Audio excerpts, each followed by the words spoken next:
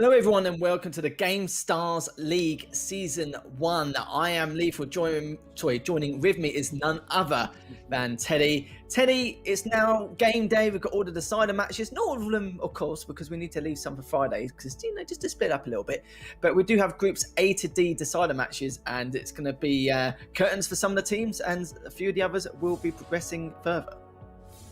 Yeah, those decider matches are always so juicy because it's either you go home or you go big and you go to those international playoffs. So the difference is quite drastic and the odds are quite important. So a lot on the line here for every single team playing today. You can already see all the 2-0 teams that ended up first in their groups are going straight up to the international playoffs. The second and third team will be the ones competing today and tomorrow to decide which ones will be joining them in the playoffs as well. I'm very excited to see Groups A to D today, the decider matches. Sadly, I wasn't here for Groups A to E. I was skiving the first week, so at least I get the opportunity to witness these teams at first glance. I did look back at some of the results and some of the VODs to see how some of them, and maybe how some of them will play out. And I think a few of these matches will be pretty close going into it because there's things I didn't really expect, and then a few of the teams are almost top tier anyway. So I'm very excited to see how things will pan out throughout the entire course of today. But nevertheless, groups E to H will be played out tomorrow in terms of their decider matches also. But let's have a look at the schedule for today. We've only got 3 matches. One of the matches won't be played until tomorrow, so there will be 4 matches tomorrow and 3 matches today. And you can see Uchiha Clan will be playing against Activium. Golden Age will be playing against Purple next, and then straight after that will be our final series of the evening. And Teddy, it should be some classic matches and a few matches here which very hard to predict, and some we can predict quite easily depending on the circumstances of how much VOD review they've done on each other. And you've got the popular heroes, pretty standard of what we've seen for the last few days: Max, Sandy, Jean and Barley. Any difference is we can see the pick rate of Barley's extended just a little bit, but apart from that, everything else has been pretty standard. Yeah, if you look at a one ban per team format, this is what you should expect comp-wise. A lot of Max, a lot of Sandys and Jeans, because most teams are going for those quite generic bans, going for the Bell or Stu bans or something along those lines, leaving that golden trio available. Barley also, a brawler that got buffed in the last balance changes. It's already been a couple of weeks, but one of the reasons I think it's been climbing up is because, when there's balance changes, some teams are not going to be picking it up immediately, and it will take some time before they, assess how strong the brawler actually is at the moment. And I think that's why we've seen a bit of a rise on that Barley. Our first match lethal is gonna be Uchiha Clan versus Team Activium, and I can tell you this is already a juicy one ahead of us. And you can see here this was the standings from Group A and how they actually managed to get here. And you can see from there, Activium did give Blood Diamond a bit of a run for their money. I do remember seeing that match. It was a bit one-sided on a couple of games for Blood Diamond, but Activium did manage to bring it back a fair few times and couldn't close out some of those sets, which is a little bit of a shame. And Uchiha Clan, they tried to make their mark against Blood Diamond. Nope, that was a clean sweep for Blood Diamond, as they'll be progressing straight to the international finals. And this is how these two teams actually got here in the decider match. And we will be looking at the popular heroes from the entire course of the sets very shortly. But nonetheless, so we've seen how they get here. These are 2 quite solid teams. We've seen some teams where, we didn't really expect too much of them anyway, but these 2 teams we should expect a little bit more. Yeah, for sure. Uchiha and Activium have been around that top 8, top 16 in EMEA quite consistently. So they're definitely looking to break through that, or at least, to secure that spot in the playoffs, because it's top 16 that is going to be going in those playoffs. And those teams that normally are in there, well, one of them is not quite going to make the cut, the other one will be qualifying. So a lot on the line. We have a Polish team on the side of Uchiha Clan, a lot of experience in competitive together. They've been playing for a year and a half together, I believe. Team Activium, maybe a bit more of a recent team, a French team that is. And one of the few full French org and French players, colliding together. It's something we don't see a lot at the moment, so it's definitely very nice to see as a Frenchman. But yeah, I'm excited about this one because I've been following both teams for a while now. I'm kind of torn, bias-wise, by Uchiha Clan, which is a team I really like, and I've been watching them for so long. And on the other hand, Team Activium, which is from my home, country. So no matter what, it's a win to my eyes because I'll be happy. You're just torn. It's like a tug of war, really. Just you can't really tell them apart. Like your brain says one thing, your heart says another. Completely understand it. That's how I see tea drinkers, really. But you did see the maps and modes there. We're gonna we didn't actually discuss it any further, but we will be going through the maps back later on once the first set is over. But head to head, you can see the difference between these two players, between Rama and Goldkin, and you can see that the damage, not really too much difference in comparison, just 1300. You can see Gold has actually had 9 more kills, 1 less deaths. His KD's a lot better, but sorry, I was actually talking about the trophies, my apologies. The damage underneath is actually quite staggering in comparison, nearly 130,000. But yeah, earlier on at the start, I was talking about the trophies at the start, not the damage.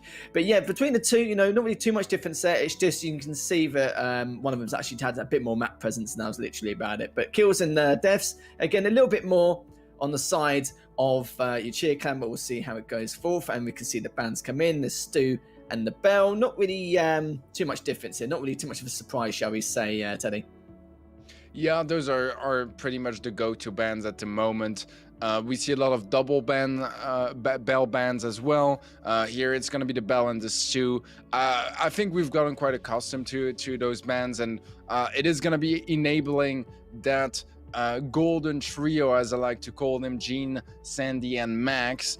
So I'm expecting to see quite a bit of that in this matchup, but hopefully they can also bring in some more interesting comps. I feel like Poco is something that they might be looking to play. I know Chia Clan like to play it, whether it's to surprise in the first game of a set or when they are in difficulty and they don't really know how to answer and they want to go with a bit more of a gamble. It's one of those picks I expect to see. I actually saw a lot of Colt and B played by Uchiha Clan also recently on multiple maps, actually, just to open up the map, go for those long-range battles and kind of dueling out from afar. So those are some of the brawlers I'm expecting to see in this series. Obviously, there's other brawlers that are still super strong at the moment. We're thinking about Barley. We are thinking about 8-Bit, Byron, Amber. They're all in the mix, so they're all quite common, if you go for that balance to ban.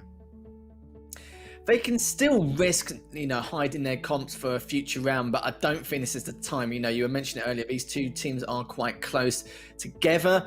I think they should probably not hide anything at this moment. Maybe after the first 2 sets, if they've got a 2-0 lead, then yeah, they can continue to hide whatever needs to be hidden in order for them to, save for the next round in the playoffs, for the international finals or the international finals themselves. Because, of course, you're not going to progress much further in the international finals if everything's been revealed already, which is completely understandable. That's common sense anyway.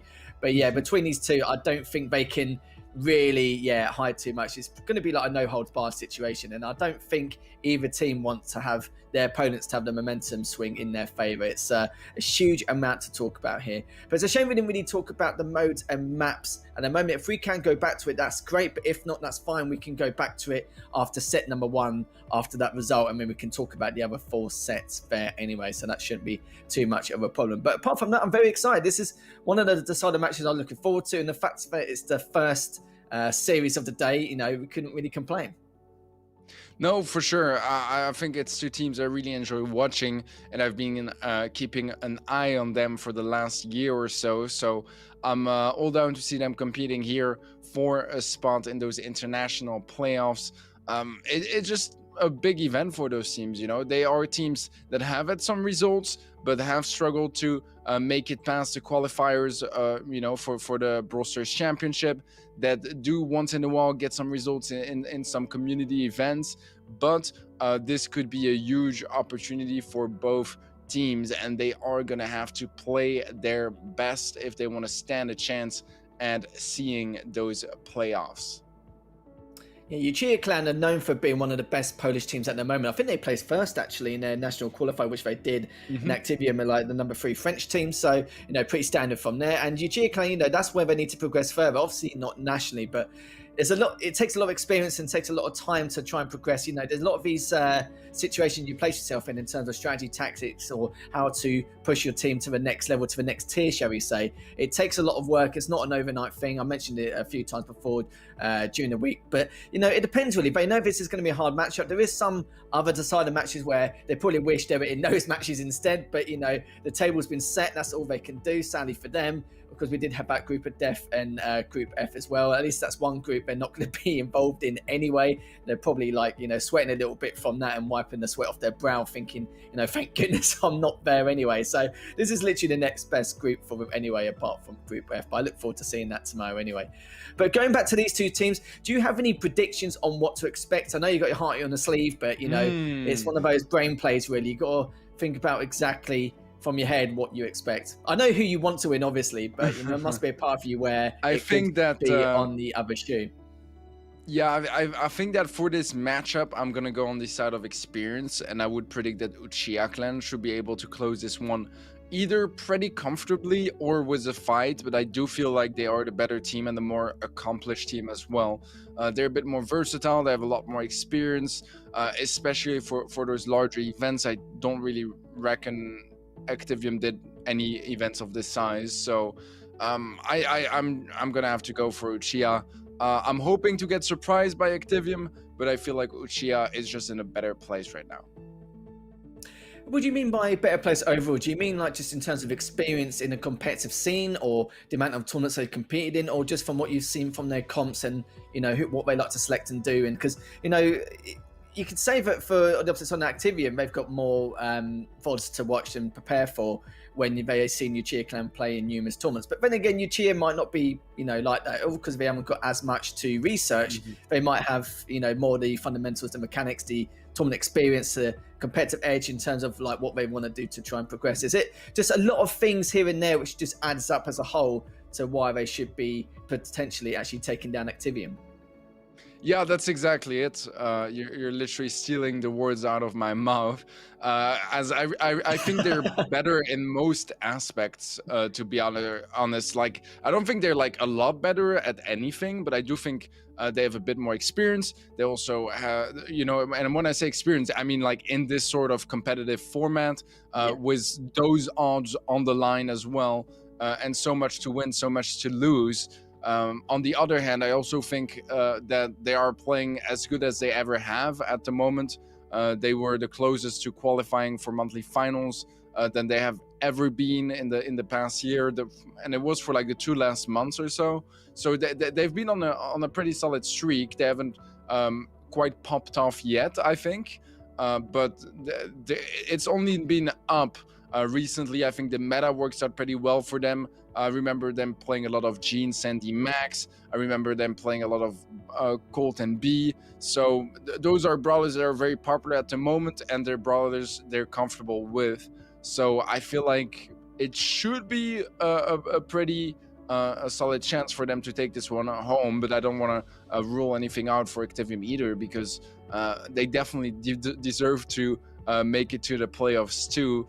They are a bit of a newer team, which doesn't mean they have less experience, and that can impact that teamwork, but also the morale of the team once they start losing, because they're just not really used to all this competitive setting yet. But also it doesn't mean they bring in a bit of fresh air to the competitive scene, especially for the French scene, and they have a very large community behind them as well. Which will be cheering for the French. So it's a tough one. It's two teams that are very popular at the moment in their respective countries. As you rightly said earlier, Uchiha is from far the best team in Poland, actually, and Activium not quite as much. But with everything that's been happening with Code Magic, I do feel like they're grinding their way up in popularity in France, and they're starting to build quite a fan base as well. So I feel like they got a lot of support. Both teams got some great orgs that will give them the support and staff they need. That is always a very big difference maker, especially after something like open qualifiers, where you aren't entirely sure, if you're going to be facing an FA team, a free agent team that doesn't necessarily have any sort of staff or support to help them push through, because analysts, coaches, managers, they all make their lives easier for the players so they can focus on playing, which is what they should be focusing on, rather than analyzing or whatever not. So I think there's a solid package on both sides, but at the moment Uchiha would be the better team for me. But you never know. It's Gamestars. It could end up being on Purple Paradise at some point, and then you have to improvise from there. Yeah, there is an element of RNG involved, 100%, because it's like you said, there's so many maps in Brawl Stars and so many maps in this Gamestars League. It's very, very difficult because obviously there's so many tournaments in Brawl Stars which have been organised in the competitive scene. They're normally focusing on just a select few. Obviously there's more than a few, but a select number of maps they actually like to progress and go through.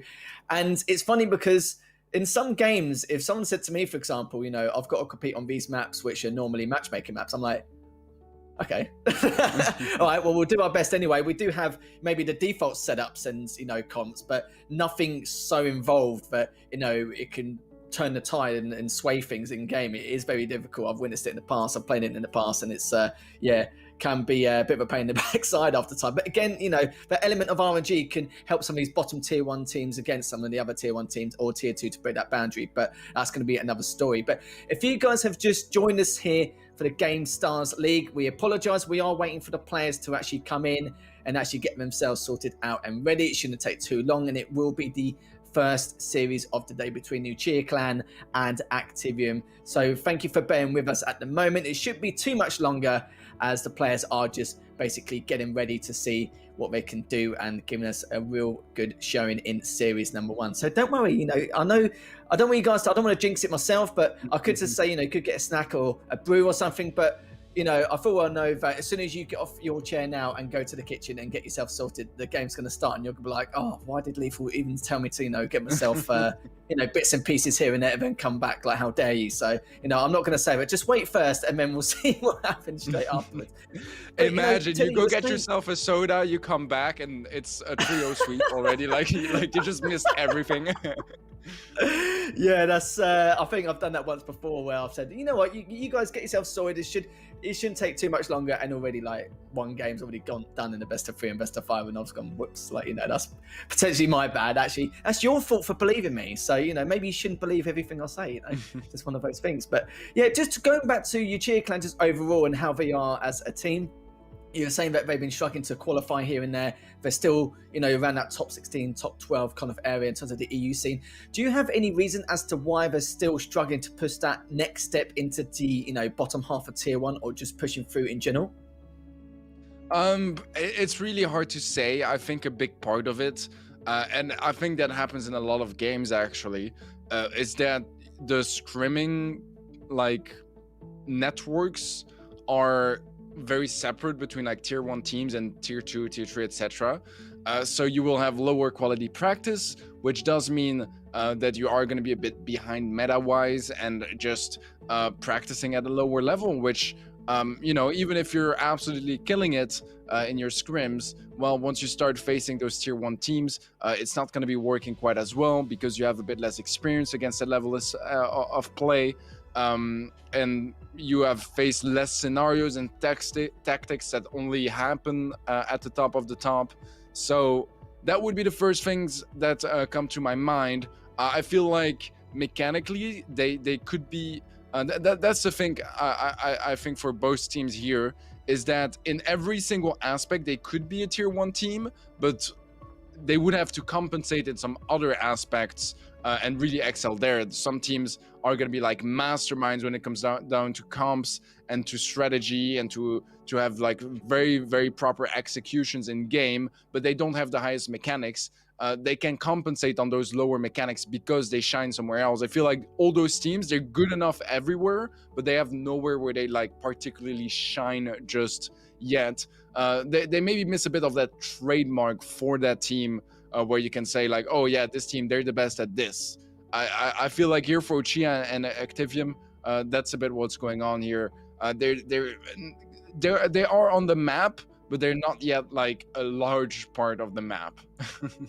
Yeah, no, I can understand that perfectly, 100%. It's just nationally in their region, sorry, in their country overall, yeah, they are far, okay, not far the best team, but definitely one of the best teams in Poland at the moment. But the problem is, even with some of the other teams we've seen like throughout the group stages, you see some teams which are like in tier 3, tier 4 kind of boundaries, and when they're playing against a team which is like tier 1, it's just a little bit, it's you can't really learn anything or gain anything from it. I'll talk about that in a little bit, but just looking at another head-to-head matchup between two of the players with NG and Sammy, you can see they won't go about the trophy count too much, but you can see there in terms of KD throughout the series. NG has done a little bit better, just 3 extra kills, just basically a 1.1 KD. But Somino's been doing a lot better in comparison, with a lot more map presence as well, 115,000 more damage. And, got the MVP, got the star player a couple of times, so it's not too bad from him. And not really too much of a surprise either, because he's an incredible player for that team. I am getting some updates from maybe some of the reasons why we are having some delay. Give me 1 second.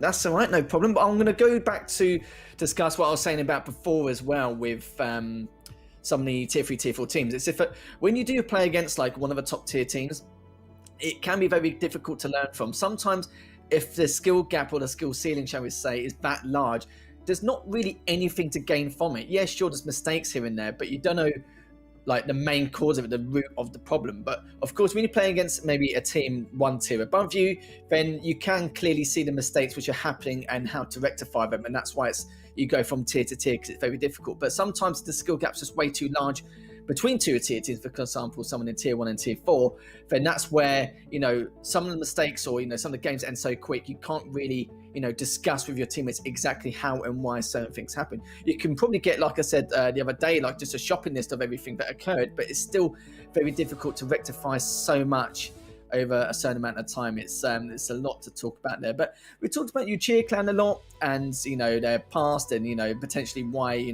they're still trying to push that next boundary in terms of getting into tier 1. But to talk about Activium just a little bit, so I want just out of interest, how much do you know about them in terms of like maybe trying to qualify for the Brawl Stars Championships or any other events? Because we know with them, they've been quite strong in some areas. They put up a decent fight, you could say, in Group A earlier on last week, right at the start of a couple of weeks ago. So is there any more you know about them compared to not just the other French teams, but just in EU overall?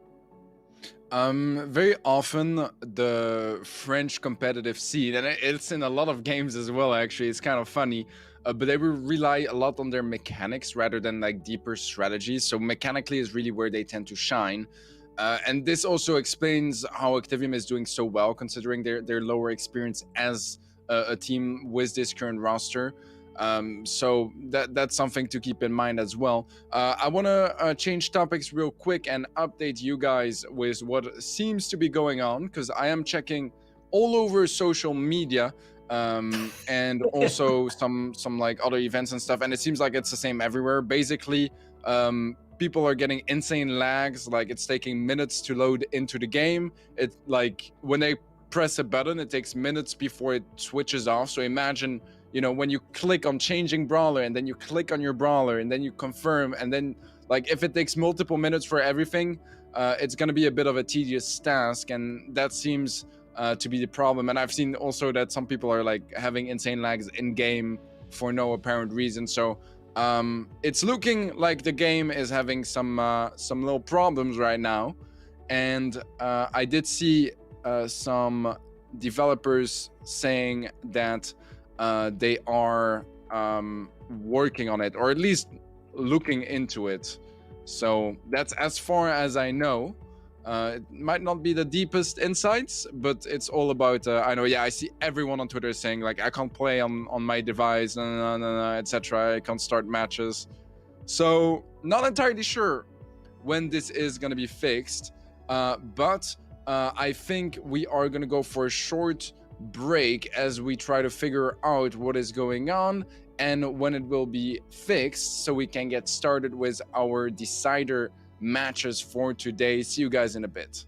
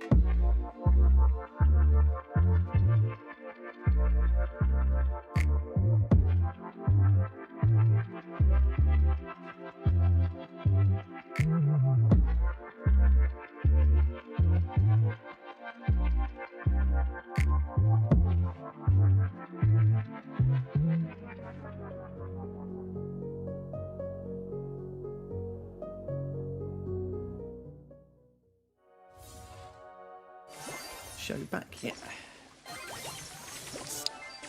Oh, hello guys, welcome back. The first series of the day has literally just begun. We're assuming this is game 1, set 1 between Uchiha Clan and Activium. And so far, so good. We'll be playing on Siege, it's the first game mode.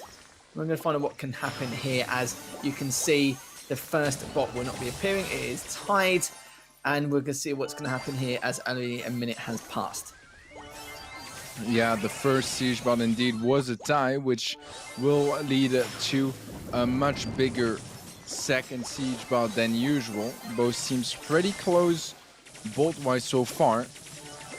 But we are having some more control right now for Uchiha Clan, which should slowly lead them towards the siege bot. The problem is going to be how many bolts will keep leaking towards the sides of Activium, as they do have 5 in the bank already. Sami going to be securing a 6th, even a 7th.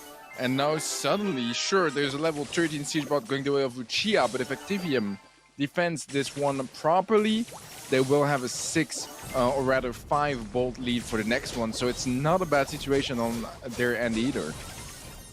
Not bad at all, no. Like you said, with that 5 bolt lead, what will have to happen is Uchiha Clan are going to have to hold that center half the map as long as possible to try and catch up with that bolt count. But Activium know they've got a little bit of time to work with to, be patient with their attack, but they know they can't be too impatient here or else nothing will happen. But as you can see, Rama managed to take him down no problem with ease, getting that first kill on the board in this next skirmish. And already there's only 1 bolt difference between the two. And with only 1 player left on Activium being able to do something here, I don't think it's going to happen, but you saw me trying to attack, but Rama again takes the same opponent down, but did have that 3 bolt lead and win that 10-7. And this will be the first game for Uchiha Clan. Much better than what we expected, and a dominating performance in this first game. Yeah, very solid, getting every single siege bot this game. Despite the first one being a draw, it doesn't really matter too much since they're able to pick things up after that and pick up win number 1 in this match, in Siege specifically. So things are looking pretty good so far on their end. I feel like we do need some sort of adjustments from Activium. It was a very sudden drop in game for us, so I wasn't able to really look at the comms too much, but I think it was really similar on both sides actually. So yeah, I'm not entirely sure. Maybe just that initial find after the draw that Uchiha managed to win was enough to just turn things around and pick up this whole game. Yeah, you saw from there as well, they had good counter-attacks. They were I think Uchiha Clan, one of the main points about them was they were very, very aware, especially with their 2-pronged attack on the side of Activium. They tried to go around that left side on numerous occasions and tried to plan it very well. They were very fast at doing it, but Uchiha Clan were always ready and waiting. You can see there with the borders, you've got Gene and Max and the Barney for the side of Uchiha Clan, and Gene, Sandy, and Max. So only 1 ball of difference to Sandy, and you can see now already NG is trying to push back a couple of members back of Activium. Yeah, nice pull from Rama. Should be able to pick up Sami on that one. We'll do just that, but the bolt is still there. Nikop not able to bank it.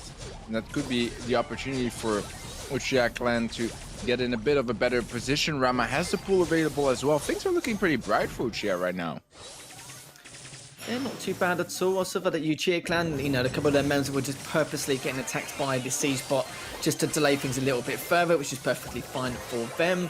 Less damage done, the better. And the next siege will be up in the next 15 seconds as Uchiha Clan are up and 3 bolts to 2. And you can see Gugu now just pushing in and trying to get a kill of his own. He managed to take up 1. And you can see there now both NG and Rama just trying to plan to push through because they know they need at least 1 more bolt. But I think it's a little bit too late now as Activium will get that level 5 siege bot. But remember though, Uchiha Clan do have that 2 bolt lead going into the 3rd siege bot. But the question is how fast can they get map control once this bot has done the damage? Exactly, it's all going to be coming down to this retake. They have the single bolt lead, the gene pool available on both sides, which could come quite handy to either retake or keep control. Who is going to be engaging first with the pool? So far both are scared, but Rama is the one to go for it first, and he will find that connection. And this is looking pretty sweet for Uchiha Clan. They took 16% damage out of 2 siege bot, and they're gonna get the 3rd siege bot. It's gonna be a fat one with a Barley on their team as well. I am very much certain they should be able to pick this one up. Yeah, this is going to be a big, and of course Uchiha Clan only lost 16% in terms of damage count, delaying the siege bot so much earlier on in the first 2. And you can see now Activium are trying to do the same, but it's just not going to be enough, as already it's gone down below 84%. And that's pretty much all said and done here, as Activium, certainly for them, a much better performance compared to that last game. They adapted a little bit better, but Uchiha Clan, with their strategies and their setups, getting ready for those bots, even though they were low level, it was more than enough in terms of scoreline for them to take that game and the set as well. So first set goes to Uchiha Clan. Very impressive, a lot better than we expected in comparison, and look forward to see what these next sets to come in this series. Yeah, so far so good for the Polish team, as they had a pretty strong performance in set 1. I would say the first game was pretty convincing. The second one was a lot closer, but they still played it very well. I don't feel like they made many mistakes.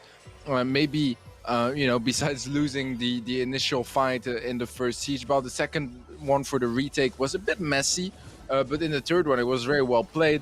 Despite only having a single bolt lead, when you have to go for a retake, it's really not that much, and they made it work really nicely.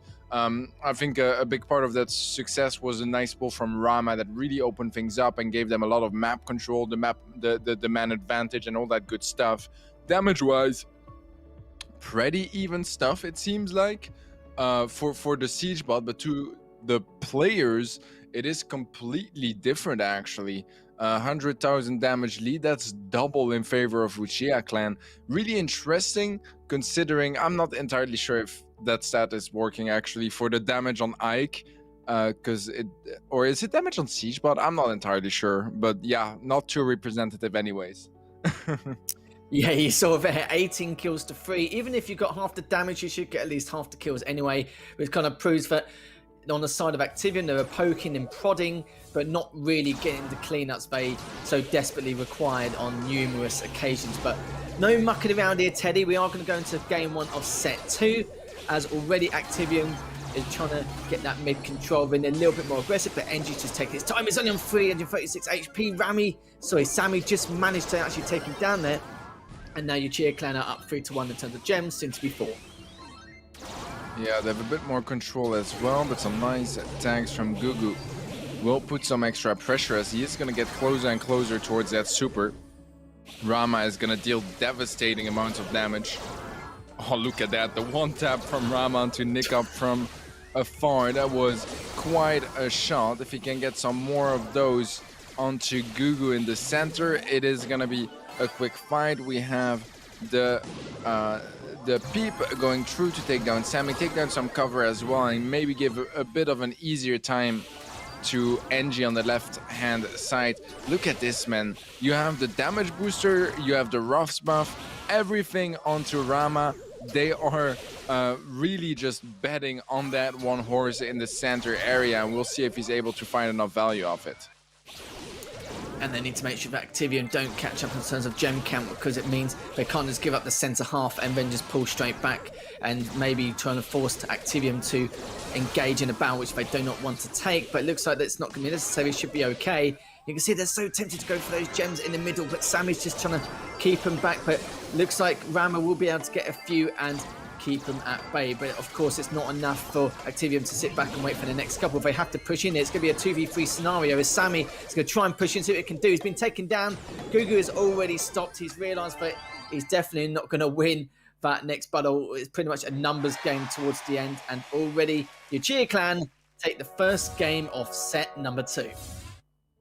That was some solid stuff on the side of Uchiha Clan. I think that Rama, once again, for me, the man of this game as well, on that Nani in the center, just able to find so much value. He got so many one-taps from afar on full HP opponents. Obviously, you know, he was getting buffed up by the Ruffs, by the 8-bit, so he had everything set up for him to be as OP as possible. But it worked out perfectly. They never really struggled, and I think they had some great teamwork moments as well. Where, for example, I remember Engie was the 8-bit on the left-hand side. When the opponent Nani would pump his gadget, he would actually just go for a bit of a shot, try to just get it out, so it would not give an HP disadvantage to Rama in the middle for that 1v1. So yeah, overall some really good stuff. I really enjoyed that from Uchiha clan, looking solid so far today, and they only need one more game here to get to 2 sets in the bag. I mean, what a way to kick things off for them. Yeah, it's been very impressive just overall from the entire series. Of course, like you said, we've still got game number 2 to come in set 2. And speaking of the devil, Teddy, we are going to go straight in. So enough talking. We've talked so much in the first half hour. I think we need a bit more gameplay here to try and catch up on. You can see the comps a little bit different. And now Uchiha clan have already got that centre half, just making sure to keep him at bay. As Gugu and Sammy have already taken a lot of damage, especially Sammy now. She's trying to keep Engie back. Engie just pushing this a little bit too much there, as Sammy managed to clean them up beautifully, and it's going to be Activium's opportunity now to try and finish them off, as Gugu managed to get another kill of his own. And now Uchiha clan are going to have to be just a little bit patient, but then again, Engie has actually taken down one of the members of Activium, as Rama's going to push in forward as well to give Engie a little bit of helping hands here. Engie gonna get pushed straight into the shot from Sammy. That was quite fun, but Rama takes Sammy out straight up through the wall, which is quite toxic. But if you're standing right next to it, you're kind of asking for that at this level of play. A couple of gems picked up by Sammy. He's looking for some more, but he's getting tagged up quite a bit, as Rama doesn't really miss too much from afar and is able to find so much consistent value. The Peep will connect on Sammy. That is going to be the gems drop, but will be picked up by the Nani for Activium. But look at this, you see they only need 2 more gems to get that countdown started. So do indeed. Activium now need to find an answer, and the answer is Rama will be taken down. But then again, Uchiha clan have to pull all the way back. Rama's respawned just in time, just to give Engie a bit of hand with that extra damage. And look at the 2 of the players are already so weak. And even one of the players on Uchiha clan there was trying to push up and clean up, but couldn't in the end. But 1's been taken down, 2's been taken down, and that's pretty much a wipe. The game and the set for Uchiha clan. And now it's already 2-0 in the series here, Teddy. Yeah, convincing start from Uchiha clan. They're looking to just wrap things up with a trio scoreline. It's looking like it's heading that way, at least. Obviously, Activium, they still got a chance to fight, but they need to win every single set from now on. And from what we've seen from Activium, they had some moments where they played all right, but I haven't really seen anything too great from them just yet in this match. And they need something much better, because they've just not been strong enough so far. Yeah, we've seen some elements in their gameplay where, you know, some signs of life here and there. Like, for example, in terms of their damage, their kill count, it was a lot better. But you can see they played a little bit too scared at times, a little bit too passive, even against a team like Uchiha clan, where as soon as they see, they'll smell that opening and they'll push straight through without, like, you know, nobody's business, because they're quite a fast-paced team. Obviously, there is quite a few teams in tier 1 where, you know, they are very fast in terms of execution, but Uchiha clan show signs of that. And as soon as Activium make even the tiniest mistake, they will make you pay for it no matter what. And as you can see, 15 kills to 10, it's better from Activium, but it's still not enough to make the difference in the set. Yeah, we had a good moment when they picked up the kill on Rama in the mid with 9 gems, but even then it was quickly traded, quickly able to get the gems back to Uchiha anyways. So sure, it was a nice kill, but it wasn't really like an opportunity either, as no one was nearby to capitalize on it. And it just means that it's going to be buying a bit of time. It's going to be getting you a bit closer to your next super, but it's not going to be as impactful as if your teammates were nearby to really assist you, try to pull out a couple of those gems back to your own team and defuse the situation. So some moments of decent stuff from Activium, but I still feel like they need to show us much more here if they want to stand a chance. Well, we are going to go to set number 3. This could potentially be the final set of the series. if Yuchia Clan continue to show such dominance against Activium, as this is a best of 5. So of course, whoever wins this set, if Yuchia do, that's it, that's pretty much done and game over for Activium. If Activium do, then we'll take it into set number 4. As you can see so far, a good start here from Yuchia Clan. Great stuff from them. Got a lot of the kills. There's an opportunity now to try and do a little bit of damage against the safe, which they have done. Brought it down to 15%. And Sammy and also his teammate needs to pull back. But look at this though. Such a strong start from Yuchia Clan. Yeah, it is going to be an interesting dynamic, as sure so far it's working out pretty well, but as soon as that mid is opened up, it is going to make things a bit harder. It's already quite open as the Colt just keeps destroying it more and more, but they're still able to find a lot of value of those throwers and just constantly get some shots down. Super from Gugu isn't going to result in a kill just yet. Ruff's going for the peak. Ruff's with another kill, 6% left. They should be able to close it out, and Rama will get the finishing shot. Match point for Uchiha Clan coming up. Yeah, you see the call at the end in the centre half. It was like, I want to go for the safe. I should be fine. But at the same time, there's not really much point because there's absolutely no way 2 or 3 people taking out your own safe. And also with the DPS they have and the amount of players they have, there's no way it's going to be able to beat them to the punch in terms of the trade. So that was pretty obvious anyway. But yeah, you saw from that again, I'd say a much better performance even from Yuchia Clan in all fairness compared to what we've seen in the last set. Again, it's another game mode they seem to be quite prominent on. And now it's just a question of how Activium are going to answer back. They do adapt quite well, but it's just not enough. Like the adaptation needs to be full circle, maybe, you know, a different comp, or maybe at least show a bit more coordination. But it's tough. Like I said before, the adaptation is good, but it's not enough to, you know, swing the tide in any way, shape, or form. Yeah, I think it's a bit similar to what we saw from I believe was Unima yesterday. They're just like constantly adapted and went for some like counter comps and such, but they just most of the time wouldn't really be the right decisions. Like they would go for gambles and they just wouldn't really pay off. And obviously, you know, there's a part of luck, you know, regarding what your opponents are going to be picking with blind picks. But when it just doesn't work consistently, then maybe you need to question your strategy a bit or your reasoning behind why you think you should be playing this comp. And look at this. I love this from Uchiha Clan. It is something they do very often, is they go for a comp that is superior to their opponents in game 1, so their opponents will switch up, and then Uchiha Clan just completely switch off from those brawlers to try to catch them off guard. They certainly have done. Yuchia Clan, very, very good start from them, already down to 52%.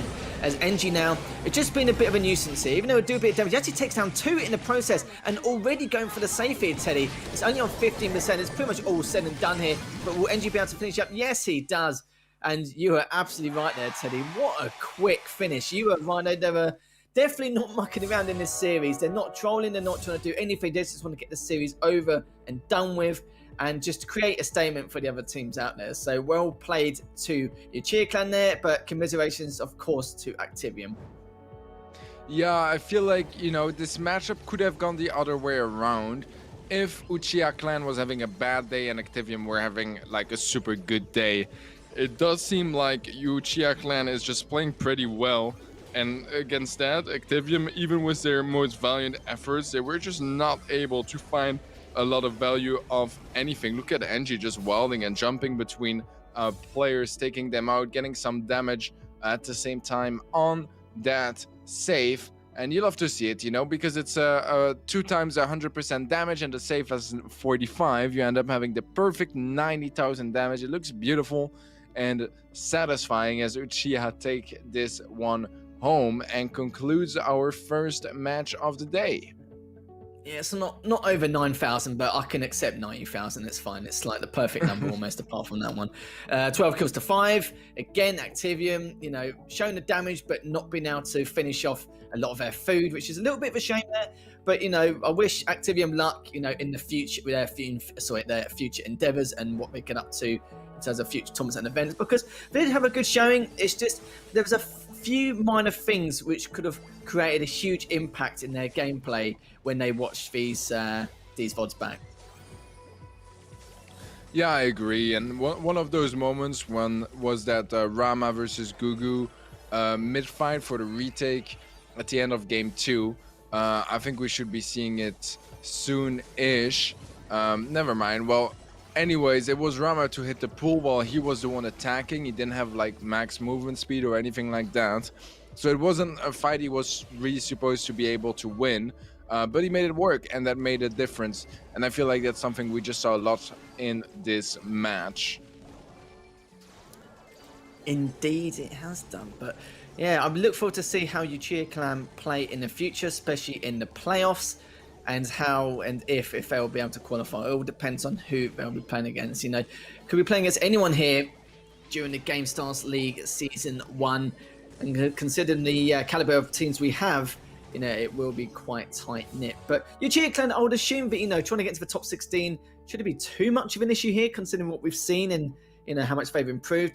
And these are the overall match stats from both these teams. 45 kills to the 18 of Activium. The 3 kills in that first game Activium had probably was hindered them massively in comparison to that KD, and damage again much better from Uchiha Clan. Just looking at heroes, pretty standard, you know, the Ralphs, the Barley, the Gene, the Sandy, the Max. Is pretty standard across the board here, Teddy. Yeah, for sure. Uchiha didn't really need to go for anything fancy, just because it wasn't necessary. They could play very much standard comps and win very consistently. They didn't drop a single game to Team Activium, so it was as convincing as it gets on the side of Uchiha Clan. Every time I see Uchiha Clan's logo, it just reminds me of a Pokeball or like a top half of an arcade stick. I don't know why, but that's normally how I remember them each and every time. The standings of Group A, as you can see, this is how they actually got here in the first place. Blood Diamond have gone straight to the international finals, placing first in their group. Uchiha Clan and Activium obviously had some issues with Blood Diamond, and they played against each other in the decider match where Uchiha Clan were definitely the bigger fish in the pond with Blood Diamonds, but they will be playing in the playoffs in a few weeks' time. So as you see, the next one will be Golden Age versus Module Purple, and this should be another good match. We've seen some good stuff from Golden Age in the past, and if I look back at my notes, we know that Purple were actually the Polish number 3 team, so I'm sure the Uchiha Clan have played against them a few times and seen what they've been up to. And Golden Age, I think they're the Kazakhstan number 1 team. So we haven't seen too much from the country as a whole in terms of their not their prediction, but in terms of their results. But I'm hoping to see a lot more from Golden Age overall, because they didn't seem too bad in their group. Yeah, I agree. I think this is a pretty even match on paper. It could really go both sides. The bracket is right in front of you. Mood Gaming was able to win against Golden Age and Cyber Empire. Module 7 picked up the win against Cyber Empire, which ultimately puts us on that decider between Golden Age and Module 7, with Mood Gaming already going to the playoffs.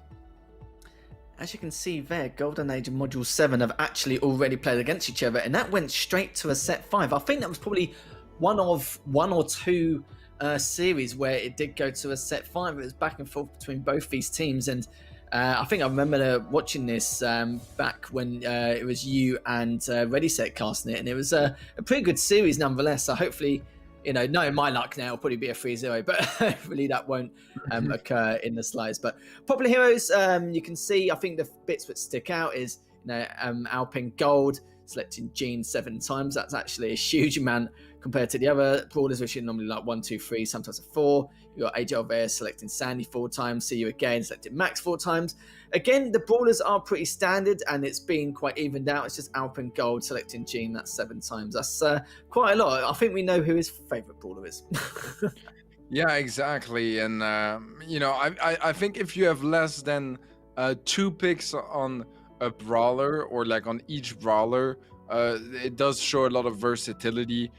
We see some of the players refocusing whether it's Sandy, Max, or Gene, but it does mean that you're a bit more relying on you know, on specific brawlers, which could remove a bit of the surprise effect for the comms. It is a bit of an advantage stats wise in favor of Jack, but it's not a really big difference either. So Actually, it is a pretty sizable difference. Never mind, a lot more kills and a lot less death. I just misinterpreted the numbers of kills and death for CU again. I did the same actually. I was like, wow, there's actually quite. Oh no, wait, never mind. So I just literally just upset myself knowing that it wasn't 26. Yeah, kills, I read it 26 like deaths. in the U shape. You know what I mean? Like I started from Yeah, like yeah. for some reason from the top right, and then I read it down and back. Yeah, don't ask, I man. did the same. I did the same. Don't worry. As we go into All the right. maps and modes, going to Kaboom Canyon as set number 1, and we'll go to Winter Party, Parallel Plays, Canal Grande, and some assembly required. Now we'll start with Heist to begin with, and between these teams, it's going to be very difficult to predict if it's going to be anything like the last matchup when it went to that set 5. But again, completely different maps. A few similar game modes here and there, but yeah, I'm very interested to see what the outcome will be. Do you have any ideas at all? Any predictions, Teddy? To be honest, just for a full just team prediction, no like in-depth scores. I'm gonna go for Module 7. I like those guys. I've known them for a long time.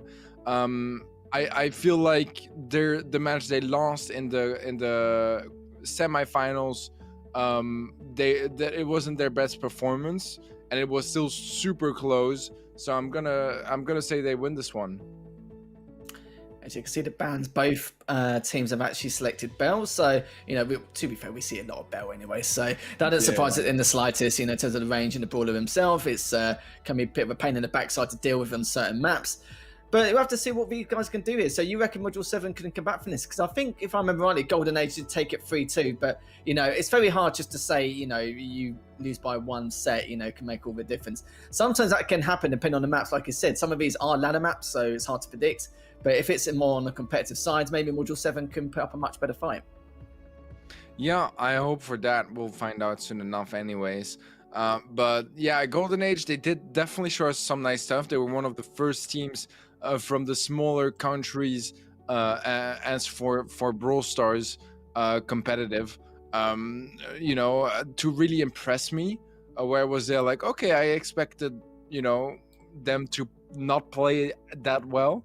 And it was definitely one of my positive surprises for this season.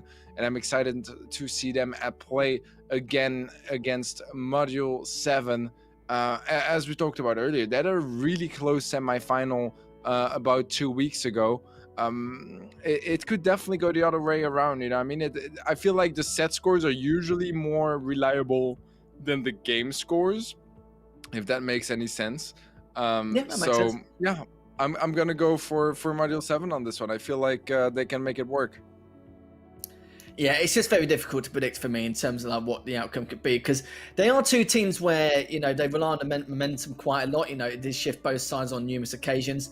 I didn't get to see fully the series. I saw some of it, but not enough to kind of fully understand like what could be the outcome. But yeah, we'll have to see as it comes up. But for anyone who's just joined us, we've already had the first series. Uchiha Clan were not mucking about. They literally just 3-0'd and right, cheers boys, we're out, see you later. Now we're off into the international playoffs, and now we're going into the second series. And we haven't got 4 series today. We've only got 3, but we will have 4 decider matches coming up tomorrow, so don't you worry, we've got a nice long day ahead of us tomorrow. But technically today we did have as well because of the delays, but we do apologize for the delays earlier. There was some problems with the servers across the board, so we don't have to worry about it too much now, as now we're going back into the tournament. We're going back into the second series of the day between these two powerhouses of Golden Age and Module 7. And as you can see now already, Golden Age, a couple of players already got the kills already, and they're just playing it quite safe for now. Cagpie made himself all handsome for the player camp. Knew that his beauty could impact his performance. All right, a bit of a lead for Golden Age. It's nothing too major just yet, but it is going to set up a bit of a trend, and they have some nice control. The super is going to connect from CU soon. And they managed to pick up Angel as well. So far, Golden Age was a really solid start. I'm starting already to regret my prediction, but it's only been a couple seconds in, so we'll find out soon enough. And with 1 minute left on the clock, that save is already down to 44% for M7. Yeah, this is ridiculous to say the least now. And Jack is just trying to hold that centre half with the rest of his team to see if he can push up any further forward.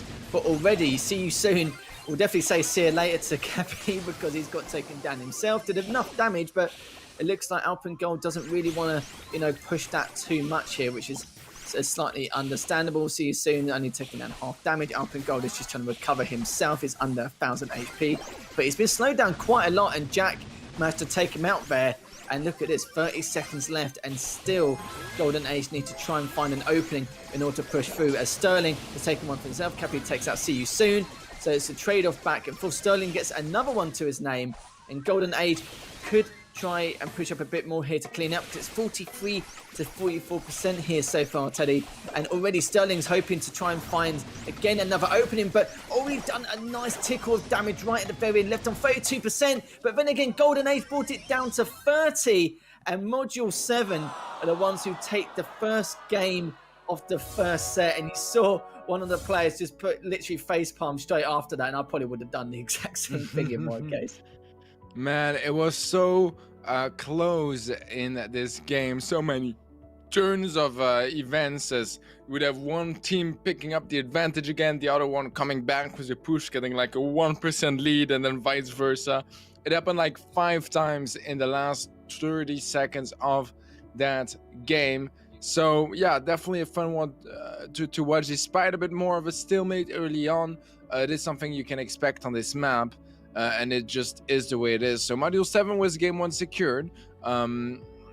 Honestly, I wouldn't say it looked that good, because they really struggled for it, and they really just needed to clutch up in the end. And that one play made a big difference. I'm also thinking about their 8-bit that at some point was able to get like 4 shots, including a gadget, on the save. That was just massive amounts of damage, like 20,000 damage or something. That really helped out as well to close this one out. But Golden Age, I do feel like I remember them getting better and better as we advance throughout the series. So maybe that's going to be a trend we'll be seeing today as well. Yeah, it's been a couple of weeks since they last played each other, and it could still be a trend, I can't really see them make too many more improvements, but that's the great thing. It's the fact that they've already had a series against each other already. There's a lot to work through and watch back on to then rectify anything that needs to be done. But even then, though, still very close, but it was only the first game of the first set. Still not a clear indicator as of yet. We'll have to see what changes are going to be made this time around. We do see the Poco and no 8-bits lurking about. Yeah, the anti-heal from Sterling is going to be helping so much. Every time someone is poisoned up, they will just take 40% healing. And that can be quite significant. They are both low HP. The jump in from Sterling does get traded out, but he picks up a kill himself. 2 minutes left on the clock, and both teams have yet to find any damage. See you soon, though, trying to be very aggressive, and he's already been slowed down. He won't be able to do much. He's taken a huge chunk of damage going forward, but will he be able to get away? No, he will not. As Cappy managed to clean him up beautifully as he's going to push through, and now Module 7 are the ones with that centre half, as Sterling's trying to just do a tickle of damage here and there as you're going to push through. Did a lot of damage, but didn't get any kills in the process. As See You Soon with that Pam is now going to try and go up to that save. Only did it up 2%, but I think that was more of a strategy just to try and delay the push a bit further. But Sterling now is on that right side. See You Soon's coming off the respawn to see if he can try and help out, and hasn't really done too much yet. And you see 16% of the save has been damaged, down to 72% now. Yeah, this is a nice push from M7. They're able to pick up the follow-up kill as well. They have an alright lead. I wouldn't call it comfortable just yet. There's still a minute on the clock as well, but it's definitely better than nothing.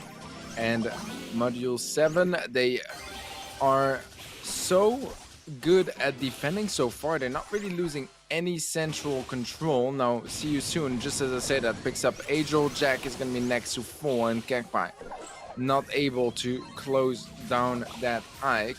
And damage-wise, it is M7 still with a big advantage. 30 seconds left, and JL, they will need something here. I like what Module 7 were doing earlier. One guy would just push right straight towards the opponent's safe, but even if it takes him down, it doesn't matter because he can just literally respawn and group up again with the rest of his teammates in order to try and push it back down. They are going straight for the safe. It's down to 80%. It's still got a bit more work that needs to be done. Only 10 seconds left remaining.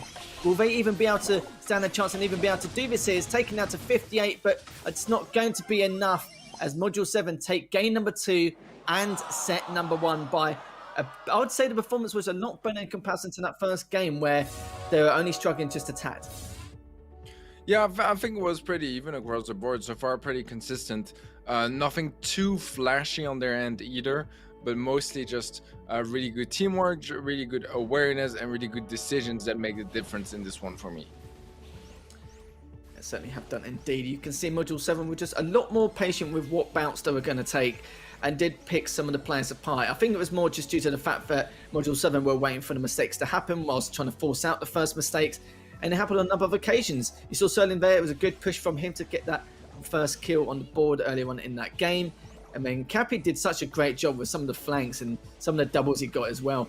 And it's a shame that, you know, towards the end, they just had to force out the situation, didn't really get enough damage done on the safe, and these are the overall stats from that set. And as you can see, the damage very, very tight-knit between the two, only about 4,210.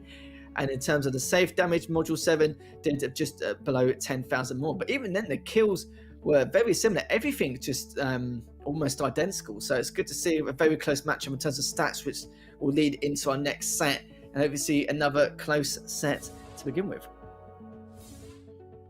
All right, Winter Party is going to be up next. A nice cube of walls with a bit of a safe area in the center. Definitely a fun one. It is something I would really be playing in competitive, probably not, but it is definitely still a funny map. You can just invade your opponents quite easily on the sides, while being quite predictable anyways, but at the same time you can look from the sides to just try to jump into the party and get some more shots down. Parallel plays and Canal Grande as well as some assembly required are some of my favorite maps in the game, so I'm super excited about casting them because they just, like, you know, they just look good, these matches in the deciders. Even when it is more of a one-sided stomp, we do still, like, at least on my level, I still feel for the teams, you know what I mean, and I relate to them. So yeah, I'm excited, man. Yeah, I am too. It's only natural that, you know, in the early rounds we're gonna get some complete whitewashes, 3-0s, or some close ones. It's just a real mixed bag. Sadly, we can't, you know, have a set 5 every single series and go absolutely bonkers for each one, because these things do happen. But that's what the international finals is for. That's why we won't be able to predict exactly what happens, especially with the maps these teams are playing in.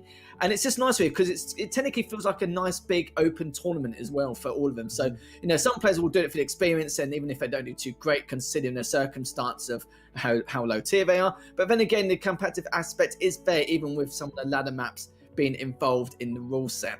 So, you know, there's a lot of things here and there, so it's quite hard to predict, you know, a lot of the situations. But for rounds 1 and 2, it's understandable. But I think, you know, it will be a lot more serious starting from now, going into the playoffs, and then going into the finals straight afterwards. But don't get me wrong, Golden Age still have an opportunity here, even though Module 7 seemed like they did a lot better job in convincing fashion. This is what happened in the series before a couple of weeks ago when they played against each other in the opener match, where, you know, it was just back and forth, and even though one team looked like they had a much better advantage and much better adaptation, the other team would just come back straight away. It was very hard to decide exactly who's going to come out on the top in the series, and that's why I didn't make a prediction, because I knew something like this may occur again. It's only been a couple of weeks as Jack has taken out See You Soon, and Sterling is just trying to put a little bit of pressure on, but he will get taken down eventually, only on 420 HP.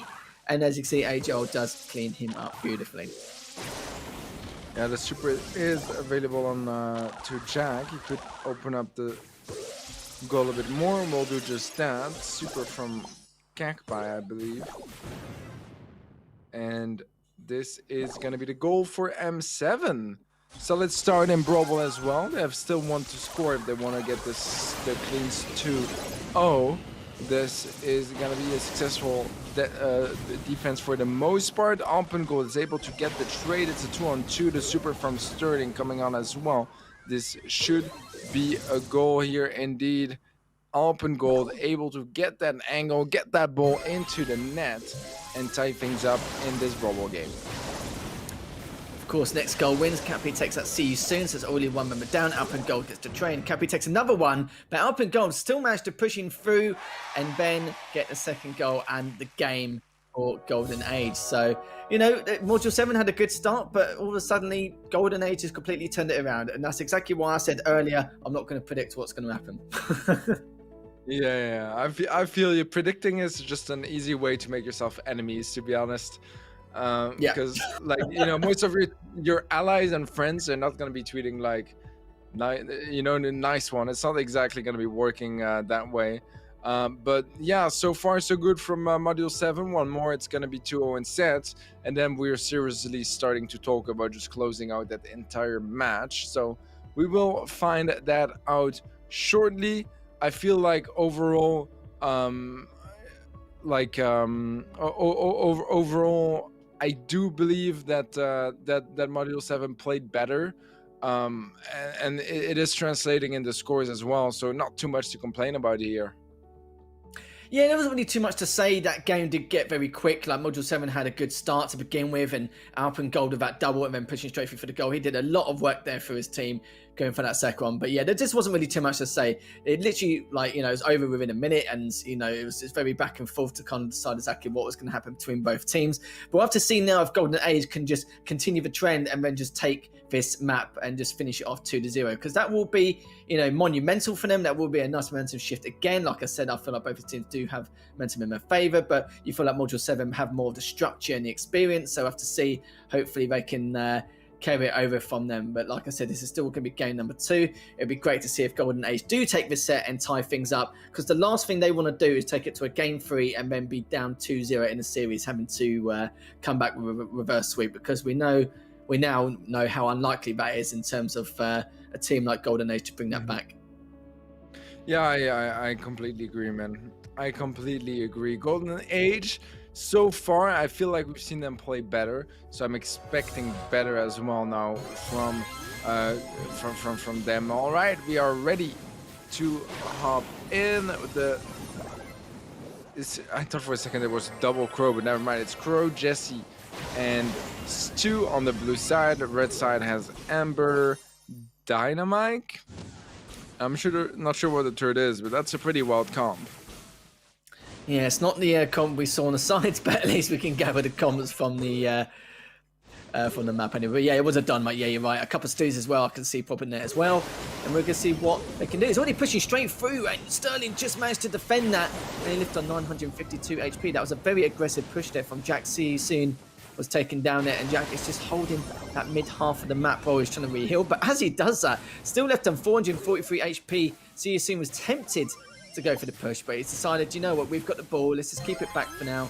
Let's wait for Alpengold to respawn, and now they're going to put it down and see what they can do. But Module 7, they have map control, they just can't really find an opening or push to help execute it in any way. But as I say, that Jack has done a little bit of damage, but they will be forced back a little bit. They've taken away too much. Alpengold wanted to overextend. You can see he was so tempted to do something. Sterling just pushing the ball back towards Module 7's half, and now it's Module 7 on the back foot here.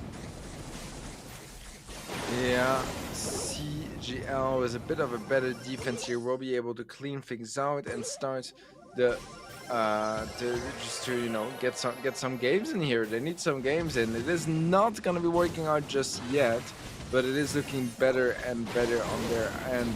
I feel like they've done some very significant progress already.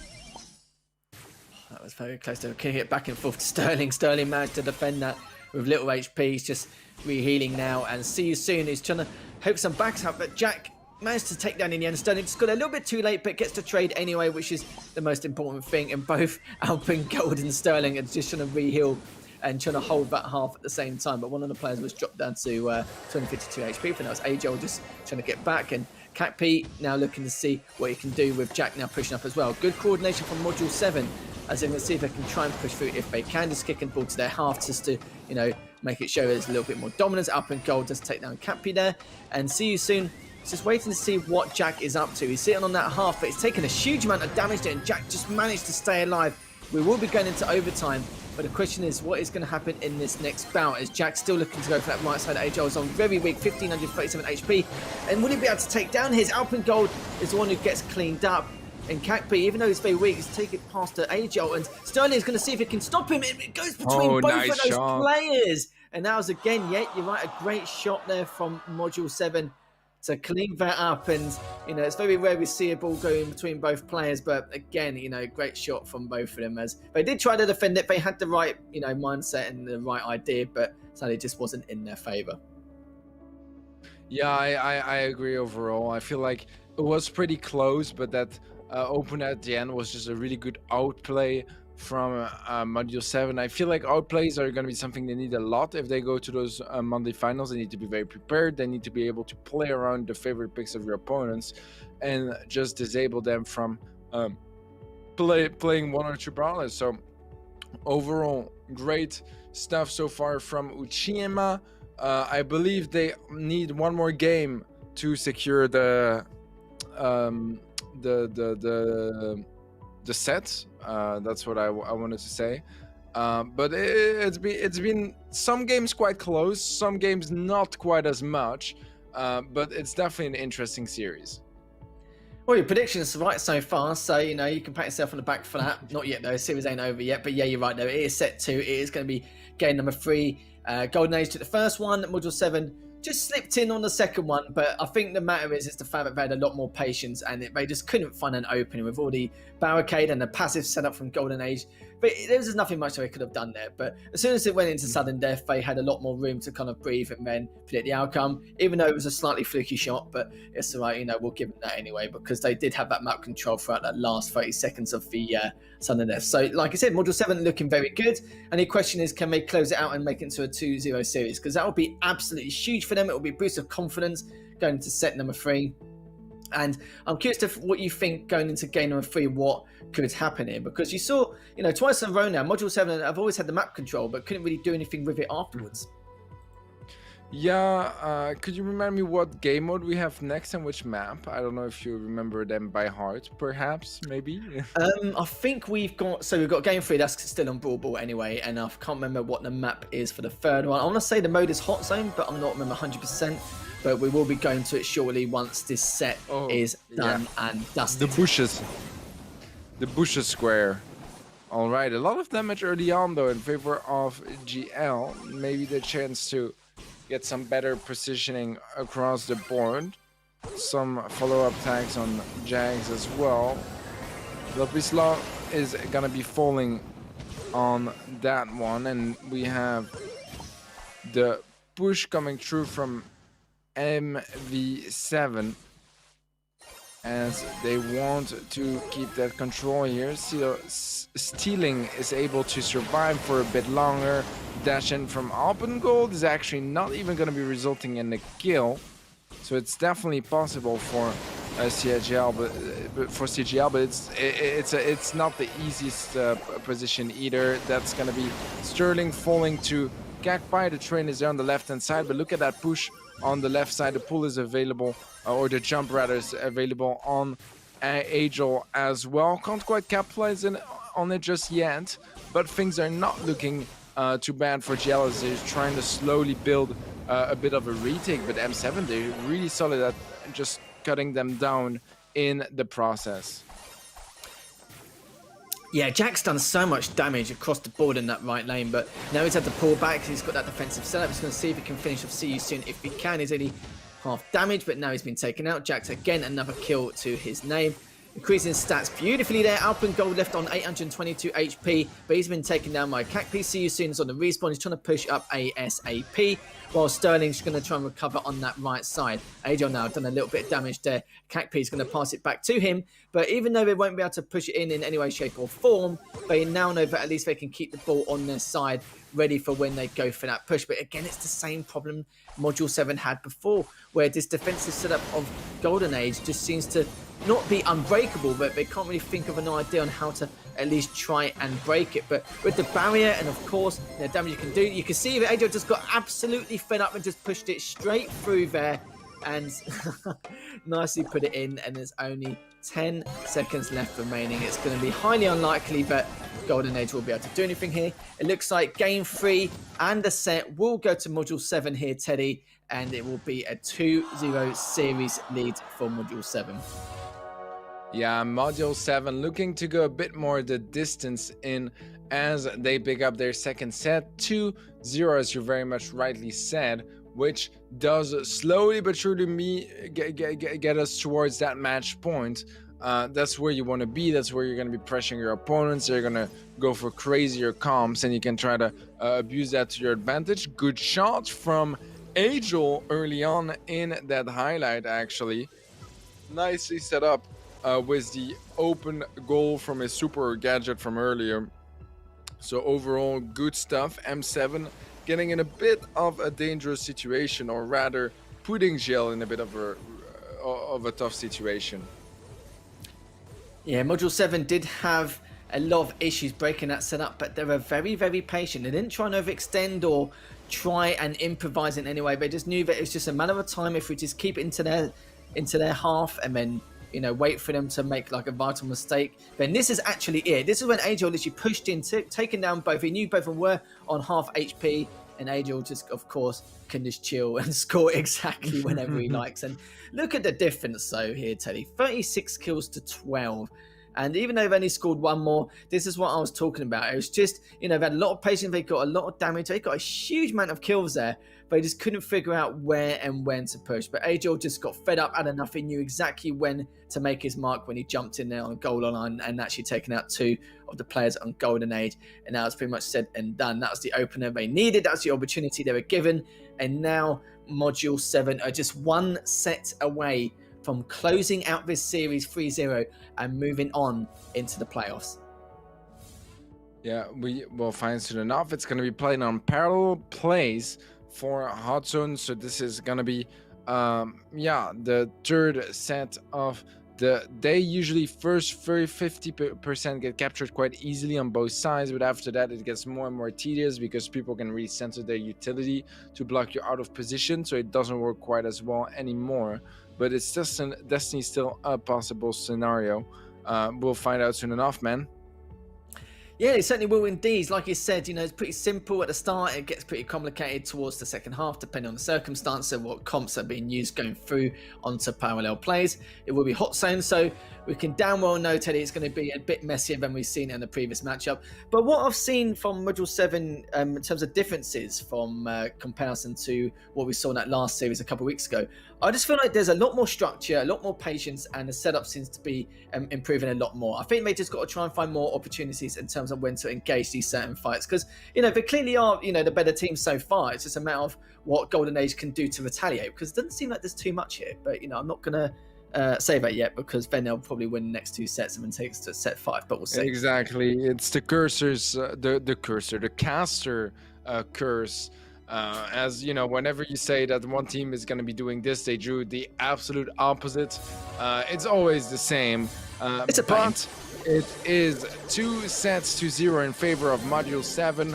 Golden Age need to step up, and they need to start stepping up in this game already. They have a start push on the top side of the map. Nice heals coming through as well from Sterling and See You Soon. And so far, they have some really good control on the left side. Cacti gonna go for the heal there onto See You. See You will not make it out alive. Ceiling could be the next one to fall, but oh, look at that. He's gonna walk straight into the poison pedal and get taken out.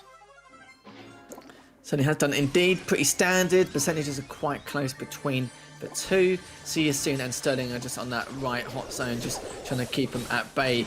And that was a good stuff on Sterling going through there. He's on 370 HP. And he managed to clean them up beautifully. There's AJ now is just trying to come from behind. But with See You Soon and the Pam, it's going to be a bit more of a struggle. He's still got a huge stack to work with. As Sterling does clean him up, but he needs to try and survive here. I was thinking he's going to start playing Ring Around the Rosie around the barricade, but he decided to push through and just try and do a bit of damage before he gets taken down. As Alpen Gold still holding that bottom left Hot Zone. See You Soon is coming to join the party, but it's too little too late for Module 7 as Golden Age are the ones who win the first game of the set number 3. Yeah, it's an important game for them as well. Obviously, it doesn't mean that they will get all the momentum and be able to go, all the way to the playoffs. But it is looking better, and getting some wins here and there is going to help you be motivated as well and impact your performance. So I like what I'm seeing. I do feel like Module 7 were better everywhere so far, but here in Bounty, no, not Bounty, in oh my, I'm struggling Hot today. zone, hot zone. Hot Zone, exactly. I had it literally at the end of my tongue, but yeah, in the Hot Zone, it wasn't quite as clean. They were constantly fighting in their zone, despite themselves not being in it. So the opponents would be like fighting while capturing, just maximizing that value and that kind of stuff. So yeah, it's tough to say. I feel like we can see maybe a bit of a comeback from from GL. It's definitely possible. And with what they've shown us, especially in this last game, I feel like Hudson is looking better on their side already. But you never know. You honestly just never know. It's Brawl Stars. The craziest things can happen when you expect them the least. Definitely spot on the money there, Teddy. And, looking into it now, you are right about what you said about Golden Age, is the fact that there's no momentum shift. If they know there's a long road ahead, they've got to take it one game at a time. If you're one of those teams where your mentality goes straight out the window down in the 2-0 series, then, good luck, because you're going to get clean sweeps quite a lot in future. But it's good that they managed to reset their mindset going into set number 3. It's very, very important. You've got to remember that if your opponents can win 2 in a row, so can you. Why shouldn't you? It's a different modes at the end of the day.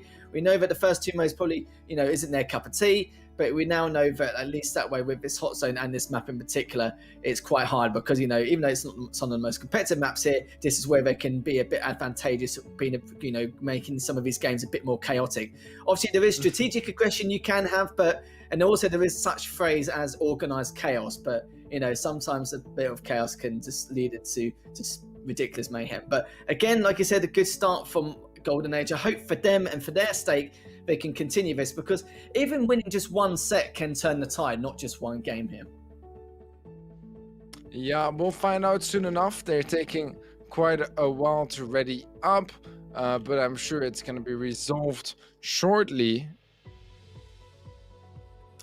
Yeah, it shouldn't be too long here. I think they're just obviously not. I don't think it's technical issues, anything like that. There's a lot to be discussed, and I do feel like at the moment, Golden Age are just looking pretty good so far. But this is where we've got to find out how well Module 7 are adapting. Now, we've always seen Golden Age on the back foot almost every game, but I want to see what Module 7 can do to come back from this, because we're going to see what they can do here. But for anyone who's just joining us, we are on the second decider match of the day. This is from Group B. We've already had Group A earlier on, where Yuchia clan managed to win against Activium 3-0. This is currently 2-0 in favour of Module 7. We are in set number 3. We are going to go to game number 2 very shortly, as Golden Age has won the first game of set 3, and then we're going to see if they can at least crawl back in any way and bring it to 2-1. So don't worry, we thank you all for your patience so far.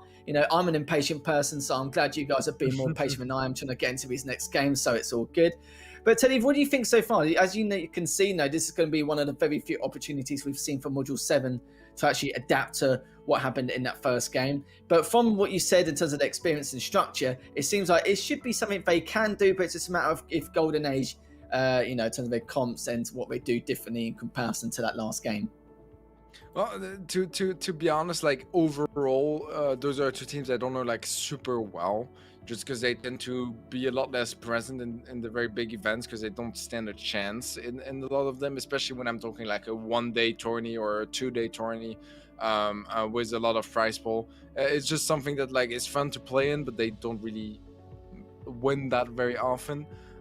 So yeah, Gamestars is definitely big for them, and so far it's been working out better for Module 7, so we'll see if they can keep capitalizing on that. We are ready with our next game finally, and we have the M's now on Sterling. We have the Gene, the Ruffs, and the Jesse for Module 7. This 2 will be making a difference for GL. So far, both teams just going for their control, but I like that rough strat, not for the noise. The noise is very annoying. but it is very strong in defense because afterwards, when you go for a retake on the bottom left side, you have just that extra HP. But look at that, the pull from Alpengold is going to be opening things up a bit more, but Jack is able to find yet another trade, and GL, they're struggling a bit to get out of their spawn, aren't they? They certainly are indeed. I think it's more due to the fact that Alpengold were trying to sprinkle a bit of damage and show a bit more aggression as they were taking their bottom left hot zone. Of course, you know, it is similar in terms of the scoreline. Cappy must have taken out Sterling there. This could be the opportunity to push through. See you soon in Alpengold. See if they can try and clean up any of those kills. But I think it might be a little bit too late there as they have recovered now. And it's just still trying to push on to that next step. But look at the patience for Module 7. They're on the back foot. They have to play quite passive. But if they know it's just a matter of time before Golden Age slip, as they've already been taken out at least once. But now Sterling has regrouped with the rest of his teammates and trying to get back into the fight. But Sterling has taken out one before he got traded off against Jack. Jack did take out Sterling there. Cappy just trying to stay alive in the zone. And AJL trying to do the exact same thing. This is great coordination from the whole of Module 7 as Sterling and Alpengold are trying to see if they can clean up any way they can, which they have done. And now Module 7 are the ones up 68% to 50. Yeah, it's pretty close right now. The 18% difference as GL are looking to push and capture some more on the top right-hand side. Actually, they got it fully... no, never mind. It's MV7 that's got it fully captured. They need to start invading. They are with a bit of a lead, but nothing too significant. And once they start getting those successful invasions, they will be stacking many more gems per couple of seconds. So things looking good for MV7 since GL's enemies do not seem to have an internet that is working too well. And they're kind of struggling to get started. You know, I say a good offense is a good defense, as in just trying to put on the pressure as much as possible, but could be too little too late here. Module 7 was trying to push up and show some aggression, but it just wasn't enough. And as you can see, look at this, Cappy is actually trying to sneak down to that bottom left side. See you soon, and Alpengold realised that straight away, and they had to pull two members back. But look at that, they actually taken out one of the players. Alpengold is still down there on the bottom left. Sterling just trying to make anything happen there in that 1v2 on that top right hot zone. And Alpengold, see you soon. They realise it's just too little too late here, Teddy, as they just barely managed to win by 11%. That was a much slower game from Module 7, but again, the structure was there, and they did try and put on the pressure in that second half of the game. It's understandable where if you do have a lead and you both have each other's hot zones, it is, you know, some people may have an idea where they'd rather have a passive setup and let the clock time out. I think there's still about 45 seconds left.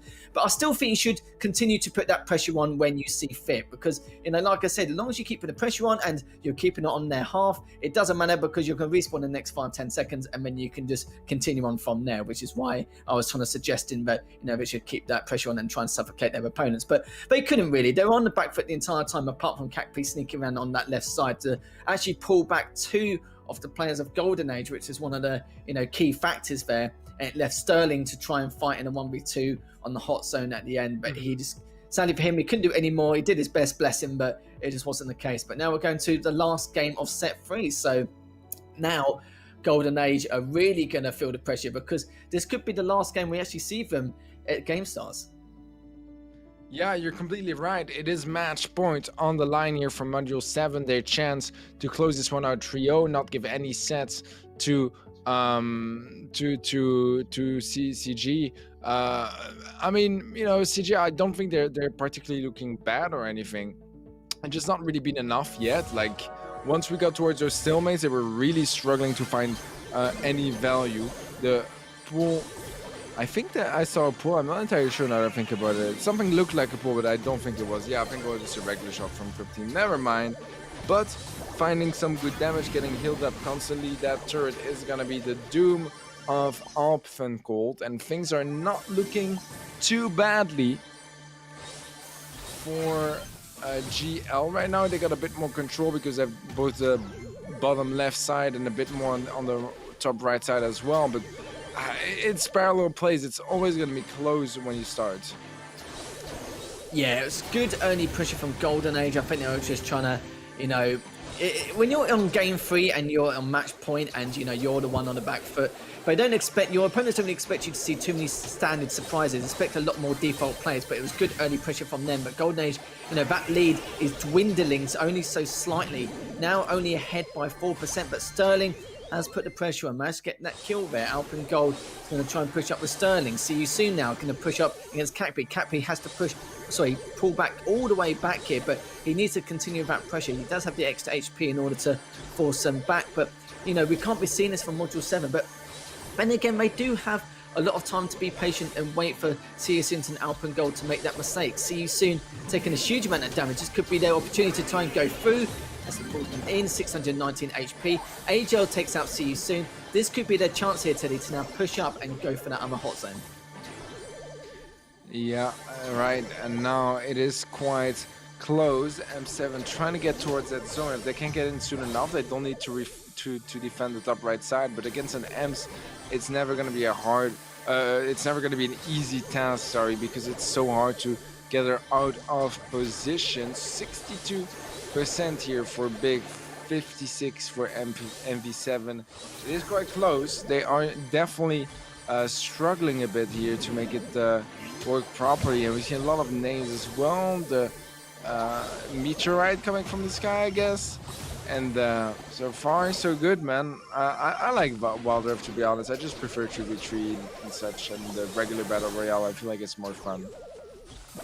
Yeah, don't blame me in the slightest. As Module 7 actually managed to overtake. Now they're up 72% to 64. They've been waiting for the open for so long. And Jack now doing a huge amount of damage to Alpen Gold. Sterling as well. It's not looking too good. I think he's realised that's pretty much all said and done. There's only 15 seconds left. And again, the patience from Module 7. It took a while, and I really did feel like Golden Age were going to grab that and actually bag this game in the set, just due to the fact that they kept map control for most of the majority of this game and showed such dominance. But Module 7, again, with the structure and the timing, it was very strange. Their coordination was very off. They wanted to push, but they didn't. And, you can see that they're trying to reheal. They weren't really trying to. No one was kind of like making the call outs, I don't know who their IGL is, but I kind of feel like, someone was saying, let's wait. Oh, no, let's not wait. I feel like someone in there just, it's just a mixed bag of calls. But I feel like at the end, they finally got there in the end in terms of decision making, but we'll have to see. I agree. It felt a little bit like they were fighting in the game. I mean, like they were disagreeing on what they should be doing. And that's something that's going to be happening with those lower tier teams for sure, when they don't really know what idea to follow, or when multiple people are just offering stuff. But yeah, it's definitely an interesting one. M7, I feel like, really played well. I'm really happy to see them progressing to the playoffs as well, because it's a team I've been following for a very long time. So it's always fun to see, those OG players doing well. And overall, it was a pretty dominant performance on their end. If you look at the full matchup, it was definitely quite convincing. And yeah, I feel like they deserve their spot. So we will be seeing them in the playoffs. Unfortunately, for Golden Age, it's not quite gonna be the case here. They will have to go home empty-handed. They did manage to pick up one win in the group, which is already quite nice, but not gonna be enough. This will conclude our second match. We have some more highlights coming up, but it will be warming us up towards our third and final match of the day. Yeah, certainly will do indeed. Certainly for Golden Age, that is the end of the line for them for Module 7 anyway, but it will progress like you mentioned. The only problem is that this needs to play a little bit quicker. Like, I like the structure, I like the pace, and like the, well, sorry, not the pace, but I like the tempo, which are trying to force their opponents to do whatever they can. But again, I do feel like they need to play a little bit quicker on the back foot sometimes. But like I said, the structure's there, the structure's in place. They've still got a few weeks to, improve the pace and the tempo of some of these matches. So we'll have to see what they can do in the future. But I look forward to it though. Module 7, literally night and day compared to how they played against Golden Age. Last time round, I think they did lose 3-2 to Golden Age in the opener match of their group before. But Module 7 just looked like a completely different team this time round in comparison. Was pretty shocked, but like you said, today you were absolutely right in terms of their experience and what they can do to adapt and change their game plan. They looked much better.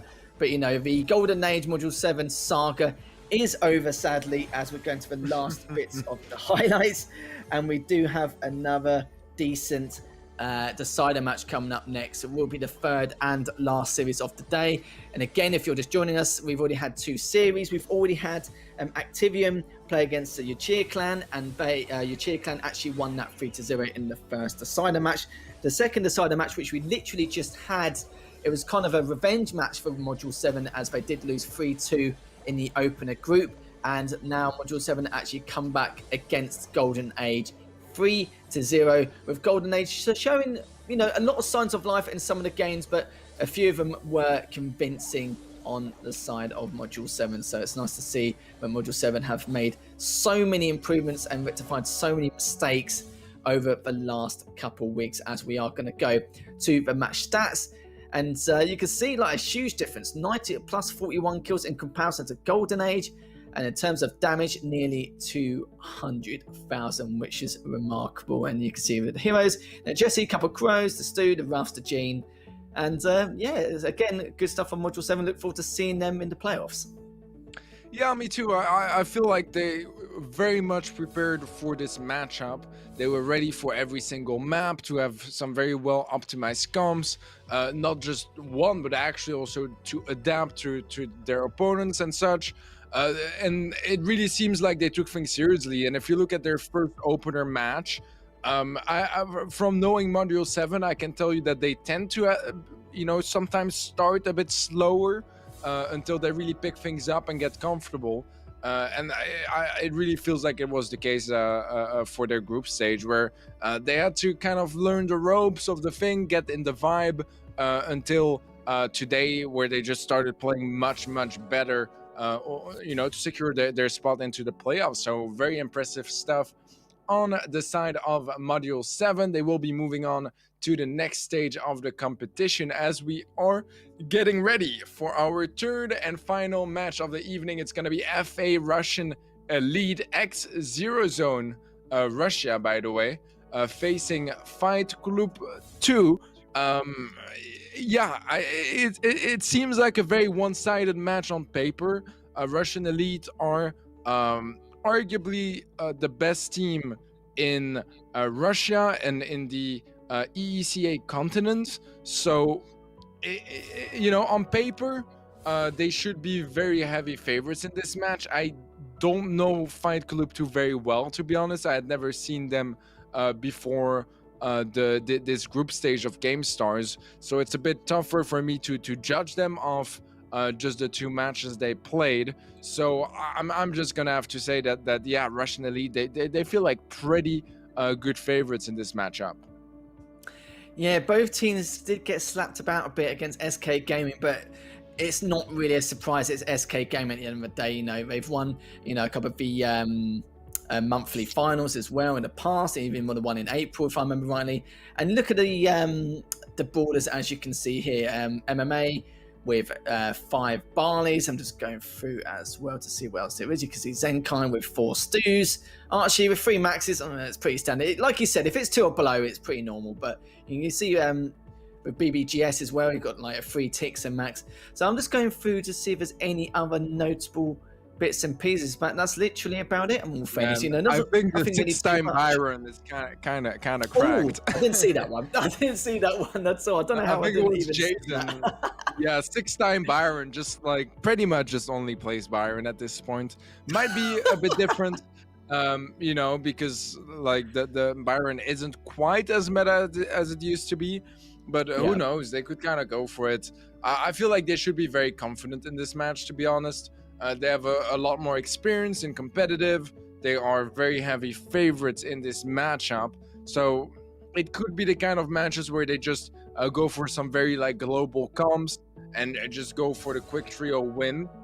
That's probably what I would do if I were them, in their shoes. We have our bands ready, guys. Let's give them a look. Gene is going to be the band from FA Russian Elite. Fight Club will be banning Bell. I like this, to be honest. I really do. because Jean has been really strong at the moment. If you don't have a very strong Jean in your team, especially if you don't know your opponent super well, you want to just make sure you don't have that Jean in the mix. It can literally turn games around, especially when you are the favorite. Usually you're going to be dominating through those games, and you don't want your opponent, for instance in gem grab, for example, to come and pull you with 8 gems towards the end and ruin your game where you were like doing so well for 2 minutes, and just one play changes everything around. So being the favorites, I do feel like Jean is a pretty comfortable ban. Bell, it's the go-to ban. I don't think we need to explain it too much at this point. Yeah, we've seen that ban enough. I just know that Earthface is going to appear at some point in the ban list in every series, or at least once in some of these series in the group stages. But we are going to go to the maps and modes here, Teddy. Starting off with Hot Potato. Second set will be Undermine. Third set will be Dueling Beetles. Fourth set will be Robo Highway. And fifth and last but not least will be Canal Grande. So it's interesting picks in terms of maps, and we'll be finding out who will be the better after 2. It should be a close one. I think you said as well with one of the, I think it was with the Russian squad, they've been picked up. It's Zero Zone Russia, I believe, because I did have that in my notes as well. I want to see what Fight Club can actually do. And when I looked at that head-to-head stats earlier, a few graphics ago, I was actually really worried in terms of the stats we saw there, because the kill in comparison and the damage against those two, I think it was MMA and one of the players from Fight Club, was just a staggering difference in comparison. I'm guessing in favor of Russian Elite, right? Yeah. Or not. Yeah. fair enough. I don't know. I was open to the surprise, you know what I'm saying? I know. It's cool. Yeah, I mean, I'm not entirely sure because I don't follow the ECA scene the most, but they were playing for Zero Zone for the last couple of months, and it seems like they're back to Russian Elite, which was their name before they got picked up by Zero Zone as well. So I'm not entirely sure what happened over there. I should probably go check out their Twitter, but they usually tweet in Russian, so I'm not really able to understand it all that well. But yeah, I should check that out because it's news to me. But yeah, they've been in the game for a long time. Russian Elite, they have some very experienced players. They have been dominating through their region in the monthly finals, in the Brawl Stars Championship and such. So I just feel like they should be pretty heavy favorites, but you never know. Fight Club 2, from memory, they played quite decently as well. But they'll need more than that if they want to win against Russian Elite. I'm trying to think from the top of my head where they're placing EEC. I think it was like top 4, something like that. I might be wrong back in April. But again, yeah, that's something I'll have to actually check going forward. But again, that's still a big achievement considering, the teams you do find in the EECA, such as, you've got Blood Diamond as well. You've got teams like Crazy Clan as well, Scarlet Stars. There's a few teams out there in the EECA. It's, very highly competitive in what they've got to deal with. So the fact that they've got a lot of experience on their back for actually, make it these monthly finals, it boosts your confidence as well, placing that highly in that region. So I'm hoping they can show that experience against Fight Club and what Fight Club can do here. God, that is a name that's on the tip of my tongue there. But yeah, it'll be interesting to see how this matchup pans out. I would say, I'm interested in your prediction. I would say from the experience we've seen from potentially Zero Zone Russia, I'd probably say that they should probably take this like 3-1 or 3-0. Fight Club, I don't know too much about, but we'll have to see as we will go into the first set of the last series of the day and find out who will get an edge in this first set. Man, I love the Sprout pick. It's a very strong counter pick against the Rico, and it's just able to take him from the kind of angles that Rico likes to hold.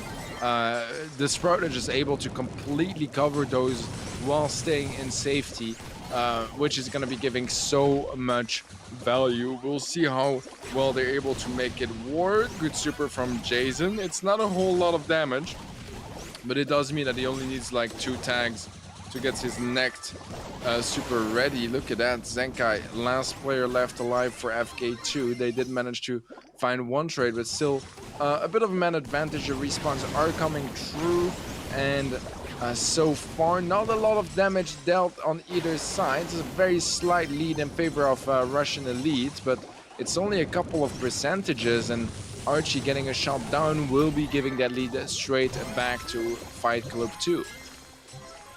Certainly will do indeed. I'm trying to decide what to look at more. The fact that MMA is pushing so far up and getting so many kills, or his play cam. Like, you know, both of them are very entertaining to me at the moment. Literally, I've only just noticed as you were talking about this game, but Fight Club now being pushed all the way back here. Now it's sorry, they're saving only down to 59% to the other side of 76%. So MMA now just trying to keep his distance, but at the same time keep the pressure on. I don't want to give up that centre half too easily, but he's left on 48 HP as Jason and BB now is going to try and push up and give him a help in hand, which he has done, delaying the path of that middle lane. And MMA still trying to be a bit of a nuisance here against one of the players as Stu. So MMA now just to keep it just a little bit. He's trying to catch up here, but he's also trying to recover. Zenkai is having some trouble, I think. He stopped moving for roughly like 20 seconds, and MMA as well, I think.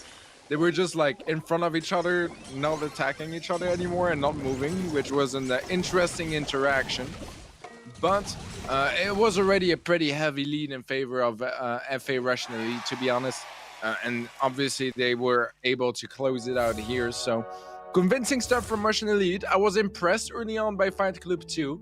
I really like that Sprout pick. I feel like it was very refreshing on this map. Like, you know, it's not like a super surprise pick either.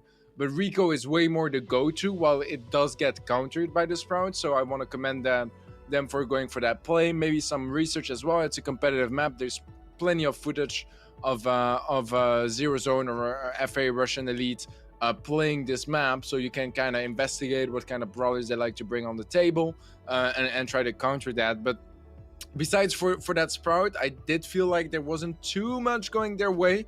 It was mostly Russian Elite finding some value as they just ended up closing out that first game.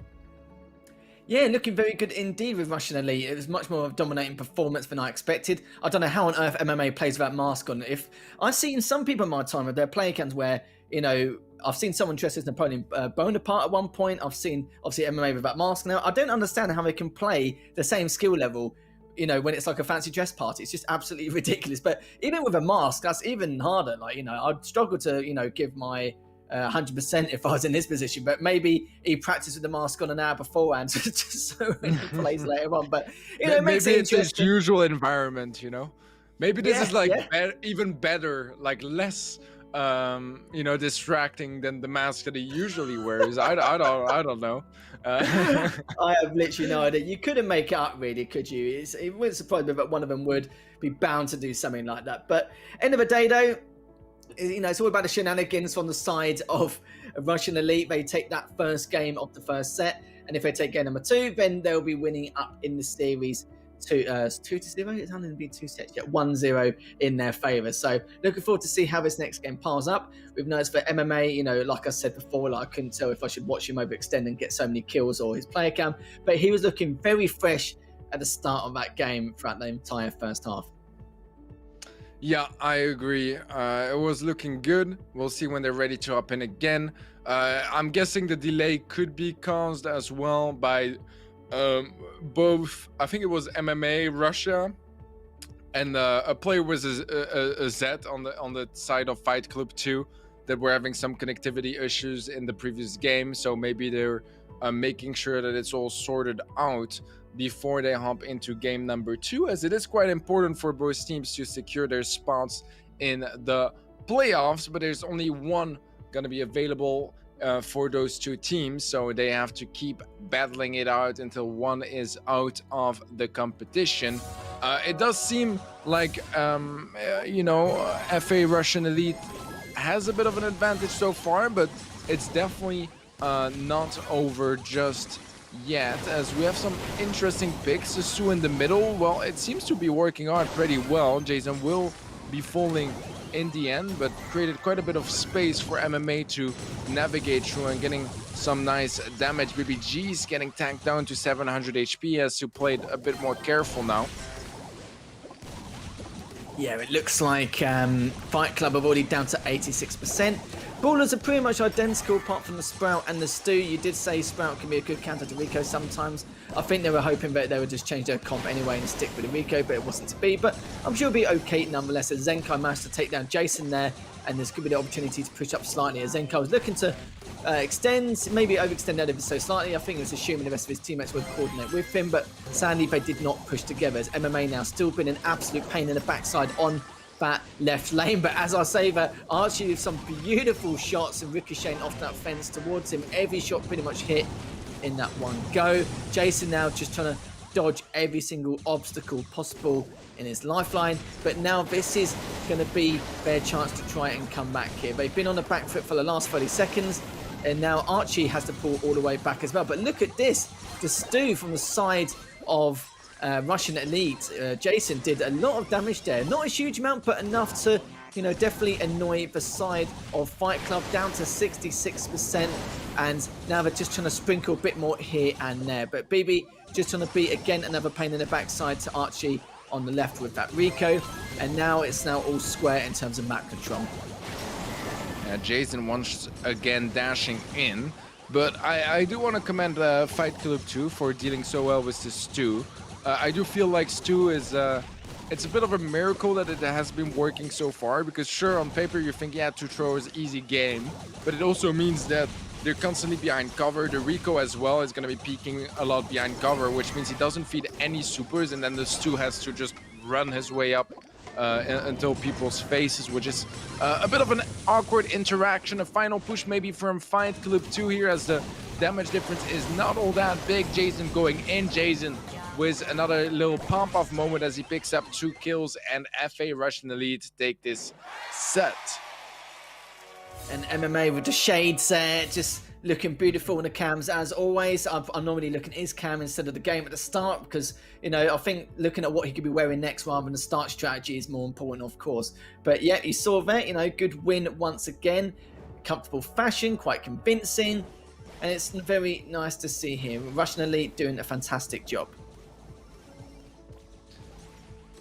Yeah, we have some of our highlights for that first set, and yeah, some nice supers from the Colette in that first game. Got quite a couple. Colette is still really strong in the middle on this map, but with the thrower heavy approach that Fight Club 2 were going for, I do like that decision to go for the Stu, although I would maybe rather have just matched the Sprout or something along those lines. I respect the Stu. I feel like the Stu, although for most of the game he struggled, he also had the biggest highlights from this set, probably just dashing in left and right and finding so much value. It was just hard to do it consistently, and this is going to be explaining the difference in kills as well. Obviously, he was also a big distraction and just costing a lot of ammo and running around and dodging everywhere, so maybe he died more, but he created still more space because 2 players had to constantly focus on his lane, creating some more space for his teammates to navigate around the map. But yeah, it was really solid, honestly, really solid from Russian Elite. Fight Club 2, I do feel like they didn't. I do feel like they played all right. I do think they can still do better though, and maybe some of the other game modes will be favoring them a bit more.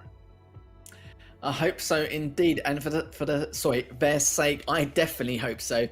There's going to be gem grab on Undermine, but we've still got a few more sets left. If Russian Elite failed to take down one of the sets, we do have Dueling Beetles on Hot Zone, we do have Siege on Robo Highway, and we do have Bounty on Canal Grande if it does go to that final set. Not sure if it will do, because it's looking very, very solid for Russian Elite after that first set. Hopefully it's just a mode that maybe Fight Club might not be comfortable with. But then again, it's very hard to say, because I feel like in terms of composition, that Russian Elite were at a slight disadvantage and still managed to take it, which isn't a very good sign there. But MMA is literally just taking the mickey at the point, you know, in time where, you know, some of the stuff he's wearing. I'm looking forward to what he's going to do in set 2, game 1, what he's going to wear next. I can't even predict what this man's going to do, but he's having a bit of a giggle anyway. He's treating these games like it's his playground, but if they ever get serious at some point, which they are anyway, they are obviously, of course, like pretty much 90% serious, but, you know, if they really want to turn it on, I think they can. So at some point, if Fight Club do start playing a lot better, then we'll see Russian Elite go into their final form. Yeah, I think so too. It might not happen today, but then it will definitely happen in the playoffs, right? Especially with the second place seeding. It's going to be a bit more complicated in the playoffs facing a top 1 seed a team. So, man, I don't even mind it too much. I like the fun, I like the tacky aspects they're bringing to the game right now. And as you very much said, are they really not playing serious when they can like afford to play a bit more loosely and have some more fun? I don't know. I feel like it's a part of it. And as we were talking about earlier as well, I think it was during match 1 or 2. They don't necessarily want to reveal their best comps unless they have to, and they can just go for something a bit more vague, a bit more like versatile from map to map, and just have a bit of fun. You know what I mean? Like they're the best team in a whole region, and they're facing one of the top teams in one country, so they should be fairly confident with that one, especially since Turkey isn't quite as competitive as EECA just yet.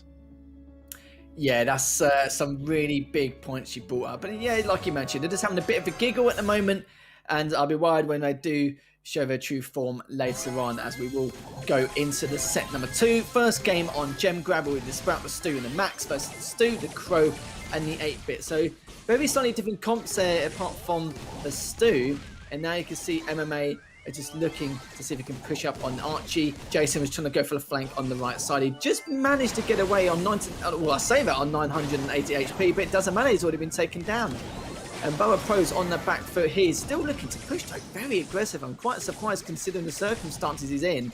He's got 287 HP. He knows he can't fight back. He can't attack. He needs to wait for his HP to re-heal, to restack. And looks like he has done, as BB Now's managed to take down Zenkai Bear. And now he's managed to pull back. He should be okay here. Just managed to stay alive in that left lane. Oh, nice wall from MMA, just going to be blocking Zenkai out of the action. It is going to be a 3-gem lead right now in favor of Russian Elite, as MMA is just picking up more and more gems. Orangey trying to contest that center area, but MMA is going to be close from his next super. Gets it right now, blocks off the left side just to eliminate some angles, get a bit more comfortable and more aggressive in that mid control. But look at this, maybe a nice pinch there as Baba is considering getting up close, but the respawn is coming through and he doesn't want to be getting into that 2v1. MMA with Gem 10 and the countdown starting for FA Russian Elite. Yeah, Baby's just doing a good job just keeping him at bay. And if he gets taken down, he was just going to spawn and use that respawn immunity to keep him back a little bit more for those first few seconds. MMA, if you look at MMA in the bottom left, he's a nappy bunny. I was going to say he's been a right little aim star, and him and his very good friend there are just chilling on the chat. Do you know what? I had to triple check I was seeing that. Seeing that right. That is unbelievable. It's okay. I forgive you. I've had worse blunders in my casting days. But yeah, man, God, would I have loved to see the Crow jumping straight onto the Sprout's face in the little like enclosure that he built himself. I think that would have been like play of the century. Although he would have been stuck there with all the gems, so I'm not so sure if he would have been able to make much of it. But I just feel like it would have been a nice karma for him just locking himself up on the side. Are you watching the VOD right now? I'm still crying from what I've seen. I've never seen someone do that and just look so serious. It's like, what's your problem? This is normal. I don't know why that was there anyway, but good stuff from MMA. He's been like an absolute rock during these last couple of sets. His aims has been phenomenal. He's been very aggressive. You can just tell just overall in this series, it's been absolutely no pressure from what I've seen so far. And it's looking very good for Russian Elite as they're going to try and take this 2-0 if they win this next game in set 2. Yeah, solid stuff for sure. I'm curious to see how they adapt. I feel like the Crow didn't really give them the performance they were expecting on Fight Club 2. Like, he felt very underwhelming. I wouldn't be surprised to see just a Sprout mid to be matched on their side as well. And yeah, I don't know. I feel like on the lanes it's a bit more debatable, and you have a bit more like variations and options. Whereas in the middle, if you lose your matchup very consistently, you might just want to copy it and go for something similar and try to beat them at their own game. It's not going to be easy to beat, Russian Elite at their own game, but I feel like the 8-bit was just feeding a lot of shots because it's very slow, and then as a sprite, it's really easy to just feed off your super, and then you block off areas and make it really tedious for the 8-bit to circulate around because, since he's already that slow, if you remove some of the choke points, if he wants to take different angles, it's going to take 20 seconds for him to rotate over from one to the other. So yeah, it didn't work out too well for Fight Club. We will see the reaction in a couple of seconds. But yeah, I feel like I'm just dragging the same point forever. No, you should carry on with that same point because I'm just trying to soak in what I saw on that player cam at the last 20 seconds. I'm still trying to get over it. But do you know what? Right, let's just crack on. Let's just go to game number 2, set 2. We've seen a few comp changes already, and now Fight Club need to try and bring this back in any way they can. But MMA is already pushing back after Zenkai just trying to push him away from that middle side. But Zenkai's only left on 800 HP. And now what can they do here? As MMA's best mate is sitting with him in the player cam now. And I kind of feel like it's a 4v3 just watching it here, Teddy. Yeah, he's just, looking up above his shoulder on the screen, and he's there like, what game you playing, That's really how it feels like your little cousin that it just, comes for like 10 minutes and just wants to see what you're playing on your phone. Yeah. Well, that's what's happening to MMA right now. And honestly, the kid is right, bro, because he's playing quite wild on that Piper mid. One super, and that completely opened up the center, so much more control. But the pull from Zenkai might be difference maker here, as he's looking to make it out alive with 6 gems stolen straight out of MMA's pocket. Certainly has done indeed. 8 gems in favour of Fight Club and only 3 to Russian Elite. They need to try and take him down if they can, which they have done now. And now they're only on 5 gems, but not really in a position to try and clean him up yet. But Archie will be the one to collect the gems anyway, so that shouldn't be an issue. Baba, rightly so, had to pull back. Zenkai is still trying to push all the way up here. And now MMA has actually been taken down, so BB needs to try and collect these gems if he can. And I love that. He fakes it out, managed to take up one of the members of Fight Club anyway and still managed to collect the gems, but Zenkai's picked him back up anyway. MMA does have the range with that Piper. He was trying to finish off Zenkai. He does actually clean up in the end, and this is their opportunity now to try and push in, but as I say that, Archie did take one of the players down with Fight Club as well. So Russian Elite need to try and make a push there if they can, but Zenkai's already taken down BB. Zenkai's just continuing that aggression, and that is going to be a tied game. And MMA, look at that, just not happy. Just telling his cousin to, stop affecting his play whilst competing in this tournament. And now it's 1-1 in set number 2. So we'll have to see what adaptation and what they can change up as we go into game number 3 in set 2. Man, I wish the players could see each other's player cams, and then you're the poor dude in Fight Club, and you see MMA going at it against his doll or whatever that's called, punching ball thingy dude. There's a few names. There's definitely a few names for it, I can tell you that. You guys got my point, but he's just going at it and punching it while looking at you. Poor dude. Very valid point indeed, Teddy, because I don't know how he even takes it even semi-seriously with that thing behind him. It's just I don't know what to say. I've just lost my train of thought. But we're going into game number 3 in set 2 very shortly. We can see if MMA and his mate and the rest of his 2 teammates will be able to try and make a difference in game number 3. I think they will be able to. I think the MMA kind of tipped the Mickey just a little bit there, which is understandable. And I think they're going to have to take it just a tad more seriously in order to force it to set 3 with 2-0 in the series. But if you're just joining us, we are in the final decider match between these 2 teams, and it's still been a lot of talks about what MMA could be up to on his player cam, or what they're going to do in order to try and clean up this series. And it is between Fight Club and Russian Elite. Russian Elite are up 1-0 in the series. This is set number 2, going into game number 3 very soon to see if Fight Club can tie this up 1-1 in the series, or if Russian Elite can take it to 2-0 series, and then you can see that Fight Club will have to bring it back in a reverse sweep, which not looking too good at the moment, but we'll see as we are pushing forward. It could get a bit challenging indeed. And yeah, if you're wondering why it's a lot of fun talk right now, it is a pretty one-sided match, at least on paper. And so far in practice, well, there has been a game going the way of Fight Club 2, but it was maybe a bit more of a troll comp as well, as now things are getting a bit more serious again. I honestly really like the Piper on this map. I really, really like it, because if you get one super, as BBG says right now, he can just push up and completely destroy their mid, and they have like literally no cover to work with anymore. So look at this, one super, it's all gone, and now they need to constantly stay in movement. They have no bushes in the center to hide and try to dodge a bit easier, no walls to work around, and it's just much easier and super strong, because there's no destruction capabilities on the side of FK2. Yeah, you're right. It's very advantageous on the side of Russian Elite. They've already picked up those 5 gems and to keep that mid control, as Barber is trying to flank around that left side with the Rafts to see what he can do. Good damage helping out Zenkai there against MMA. And now Jason and BB are just letting them play the guessing game in the bushes and to see if they do push up. But in the process, BB takes down Zenkai. Archie does take out Jason. MMA is just trying to stay alive here. Him and his mate are going to see if he can clean up Barber here. But with the protection from Rafts, it looks like it's not going to be the case, because it's not going to help him in any way, because he's the one who actually needs to push up. As Jason takes out Barber here, and MMA is going to see if he can clean up both Archie and Zenkai. Takes out Archie. And then, yeah, BB is the one who actually takes off Archie anyway. So that is going to be set. That's going to be the second set. He was just chilling with his homie.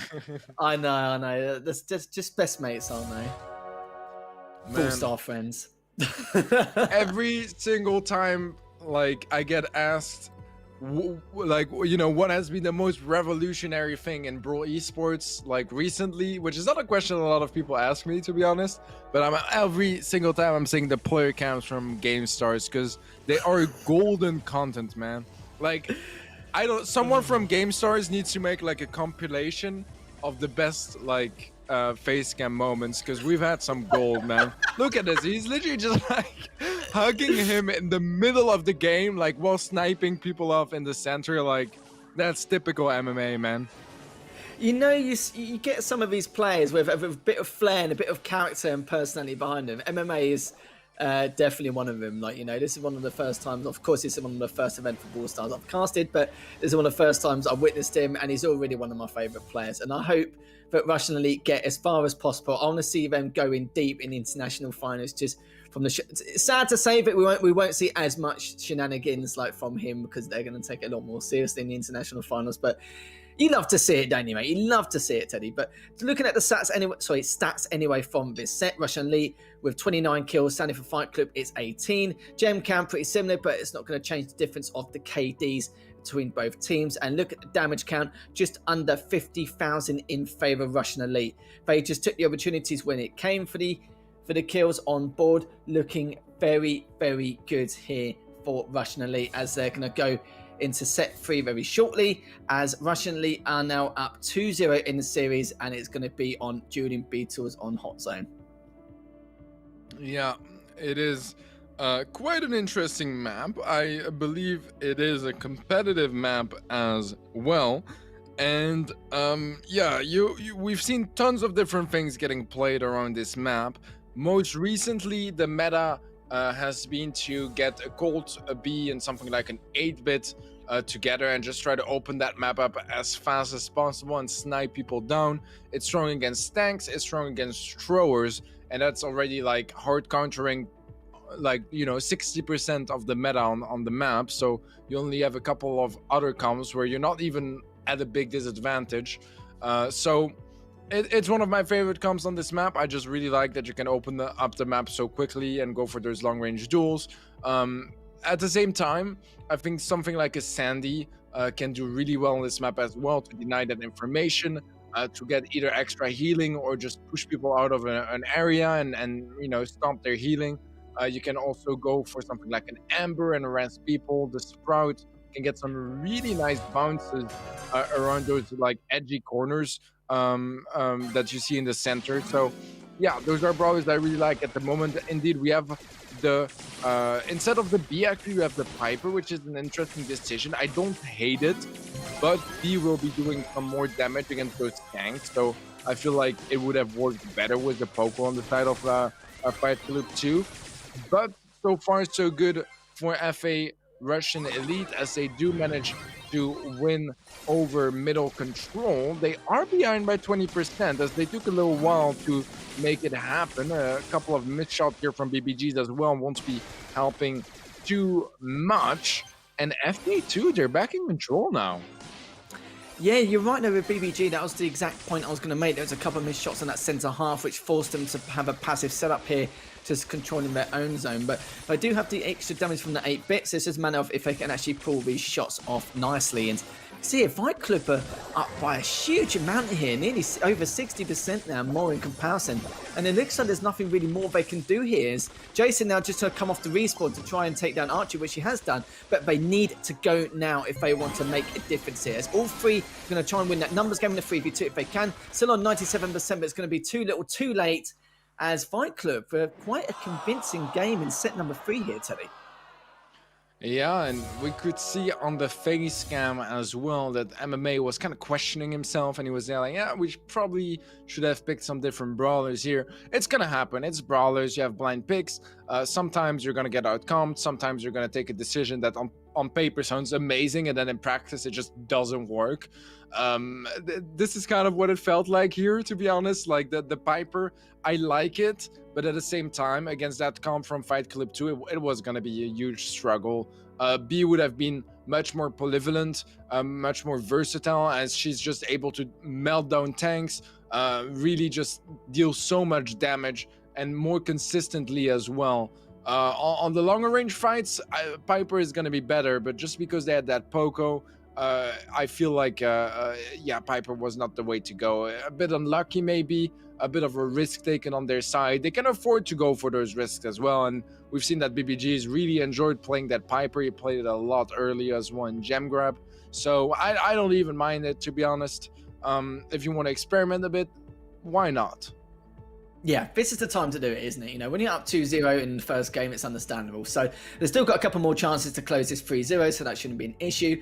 And like you said, it wouldn't be surprising if they go back to their more traditional comps. I'm not too sure what they were trying to counter with the Piper, but, you know, again, it might not even just been the comps. There was quite a few missed shots here and there, both from who was the 8-bit and the Piper at the time, and that's how they lost that mid-control. Their passive setup was good, but it wasn't enough to kind of put a dent into the mid-control from Fight Club. But we'll have to see if Fight Club can do the exact same thing again. But this is the problem you see. Russian Elite are a lot more adaptable in terms of downloading their opponent. And it wouldn't surprise me if they go back to the standard meta and not worry about trying to counter Fight Club in any way, and just rely on their fundamentals and a traditional comp rather than anything else here. Yeah, I agree. I feel like most likely Russian Elite should still be able to close it out in this set, which will probably mean that they won't be trolling quite as much, because otherwise they might not finish in the set. So yeah, I feel like it's going to be some more serious comps, either the same stuff but with a B, or they could just go like Max, Sandy, and a healer, or Poker double tank, or with some throwers in the mix as well. This is a map with a lot of possibilities. It's just that in the end, having that goal to open up the map and playing with those kind of sniper brawlers counters a lot of different comps. So it's something to keep into account. And here we go. It's going to be a Mortis, Max, Sandy. I like it, to be honest. Mortis is going to do well against, yeah, I wouldn't say all of the brawlers, especially not against the 8-bit.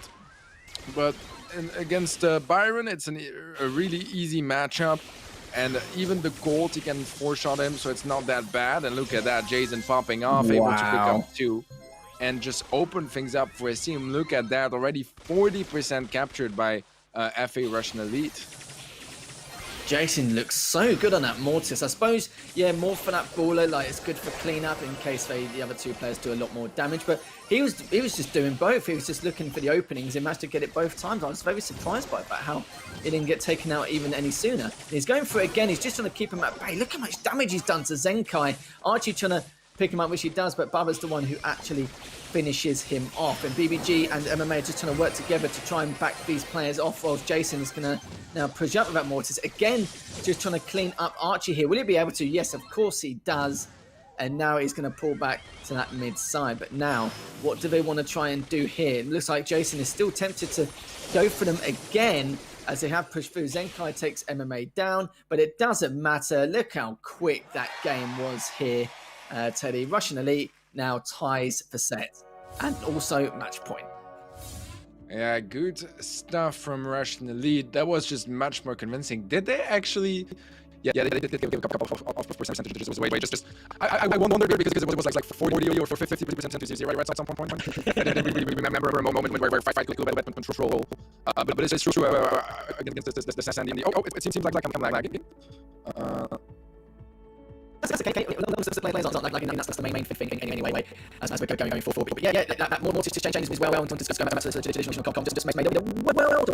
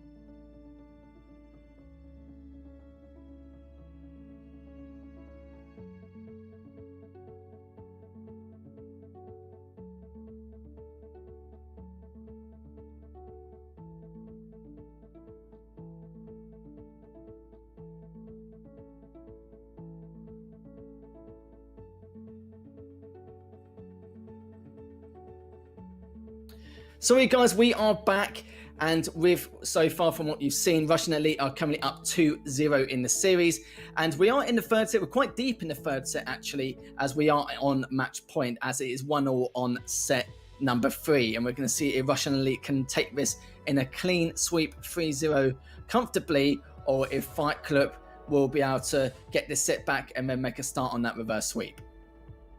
Yeah, they will need a full-on reverse sweep here, Fight Club 2, if they want to move on to the international playoffs. Otherwise, it's going to be end of the journey for them in this Gamestars adventure, as it would be Russian Elite moving on. Russian Elite, on the other hand, ideal scenario right now. They only need one win, and then they're done with the group stage. Then they can move on to the playoffs, start practicing, start getting ready for those finals. And yeah, like, you know, the playoffs is gonna be the goal for any team, or like the minimum goal for any team. I don't think anyone is gonna be there like, yeah, we want to make it to the playoffs, to the group stage, that's our goal. Now it's the playoffs everyone is looking at, and everything after that is gonna be bonus. Obviously the top teams, they're aiming for number one in the entire event, but it doesn't take any credit away from the teams that make it to that top 16. Still really impressive considering the hundreds of teams that participated throughout all those different regional qualifiers and stuff, because that's why they started in the beginning. We had the group stage as our second stage of the league, and next up will be the playoffs. We're not done with the group stage just yet though. Look at that, Jason looking to make it a bit shorter, but a lot of healing getting provided by Fight Club 2 means that he will not be able to take any players down. And look, have you seen the face cam of MMA Russia? Saw it straight away. Honestly, mate, I was watching that side of the screen even before the cam came up, just waiting to see exactly what he's going to do next. But nice to know that MMA's got plenty of props, but will he be able to carry through with this game? It looks like already they've had a fantastic start here, trying to grab that zone, and he's tailed from the scoreline. Even though Fight Club are up 38% to 34, Russian Elite will be overtaking them very surely, and this is getting very chaotic here. You know, we talk about organised aggression and, you know, structured chaos here, but this is just another thing coming. Is MMA finally gets taken down after all that. Jason's looking to see if he can clean anyone up if he can, which he does, and he's not even looking to go on the back foot, just dodging and weaving, just trying to do as much damage as possible, giving MMA and BBG a chance to push through, and Jason's just looking solid here. Yeah, Jason somehow making it look easy, and now suddenly the lead in favor of FA Russian Elite. Jason once again just jumping in. That's gonna be 2 kills for Russian Elite. 10% left to capture for them to move on to the international playoffs, and here we go. They make it work. MMA Russia not able to show off any more special props and hats and masks or whatever not, as it is going to be a 3-0 scoreline to close things out for today. Fight Club 2, honestly, I want to say that they put on quite a good fight. I was impressed. It was one of the teams where I also remembered, like, okay, I never heard of them, but they played quite well in their 2 first matches of the group stage. Today was, again, a good performance on their end. They were just facing a much better team and weren't able to match their level just yet, but they definitely showed us some good signs of hope for the future. So it's a team I'm going to be looking at closely if they will be participating in a potential season 2 or just competitive in general.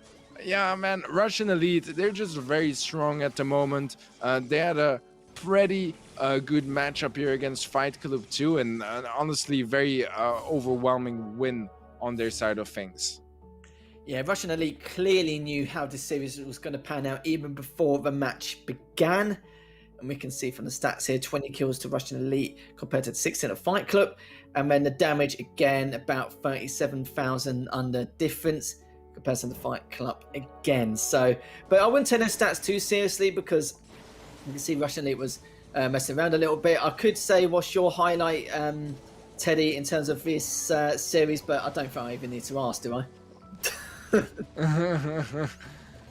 Yeah, I feel like it was a bit tough to say. You know, I really like this too, pushing in the middle. I feel like those plays were just really solid in general for the first set. We had some cool Piper shots. I actually really liked in the last game of Gem Grab the Piper and Stu interaction we had towards the end when they were back in their spawn, securing that countdown, and they survived with like 300 HP on the Stu. We'll see that coming up in a couple of seconds, I think. It was the last game of Gem Grab. Not the second one, the third one. This was the one they secured to kick things off. This was the one that Fight Club 2 actually took because they had some very nice pulls from Tensai. Look at that. The gem secured by Archie and Bamba Pro. And we should be potentially seeing the play I was referring to earlier. I think it's around right now. Yeah, look at this. MMA down to 300 HP and some good snipes from BBGs to follow up with some nice dashes to survive. And, you know, some highlights from Hot Zone as well, where obviously Jason on the Mortis just absolutely pumping off throughout that entire set, getting tons of value. Look at this. Every single highlight is Jason on that Mortis. Literally every single one of them. I mean, it's kind of epic. He just doesn't go down ever and survives for what seems to be an eternity and just keeps healing himself up. But yeah, that is gonna be it for our third and final match of the day. Quite a dominant win on the side of Russian Elite, but Fight Club 2 with a surprisingly good performance as well. If you look at the entire match stats, it wasn't that far away. I don't think they were that far behind. Obviously, there were some like troll-ish comps once in a while coming through from Russian Elite, but even then, I feel like Fight Club 2 were a really good opponent today. Yeah, they certainly were indeed. You know, we saw a bit of life on them in some of those games, and it's hard to make a judgment on what could have happened in terms of like if Russian Elite played any differently. But let's have a look at the standings from Group C and exactly what happened overall. So SK Gaming have already qualified for the international playoffs. They placed first in their group. Russian Elite dropped down after losing to them in the winners match. And then you see here, Fight Club did try and take down Russian Elite, but Russian Elite were just way too strong. And Russian Elite will be the one who wins the decider match and now qualifies for the international playoffs. Now, we can look at the group stage overall and see the standings here. And we've got to remember that the teams that placed first in every single group have gone straight and qualified into the international finals. We're watching just the decider matches for today and tomorrow. And that's the decider matches, including the teams that placed second and third. So we have groups E to H to look forward to coming up tomorrow. But you can see from all the first place teams, very, very standard. It's exactly what we expected in terms of already progressing into this international finals. But it'll be looking forward to see exactly who's going to come out on top in tomorrow's matches as well. Yeah, we got already quite a couple of teams qualified. It's 6, 7, 8, 9, 10, 11. So 5 more teams have yet to make it out of the group stage with those decider matches. We will be able to watch those tomorrow. I think I may have miscounted a little bit somewhere. Not entirely sure, but yeah, still a couple of teams we're waiting for. We already have a global idea of who's going to be competing. I think a couple of highlights for tomorrow would be especially Big versus Reply Totem, to be honest. That's just a really good matchup coming tomorrow. Really exciting one we have ahead of us. All the decider matches are going to be of high quality, but that one is definitely a really, really nice one. I think even though, it's not the best of match, I think Platoon and Max 2 are going to be quite evenly stacked, because Max 2 are kind of just on this like momentum wave where they're looking very, very strong, very aggressive team. And it was very interesting to see how they actually played that out against Esprit, because Esprit was a real struggle bus in that group and they lost pretty much everyone. But between Platoon and Max 2, I'm really interested to see who qualifies from there after 3T Gaming. But yeah, just a lot of exciting matches and decider matches, because you've got to remember that, whoever loses this one match, it only takes one best of 5 to go home. And if you go through, then you go straight to the playoffs. And there's a lot of money to play for, thousands of dollars to try, and which is up for grabs if you do place highly at the international finals.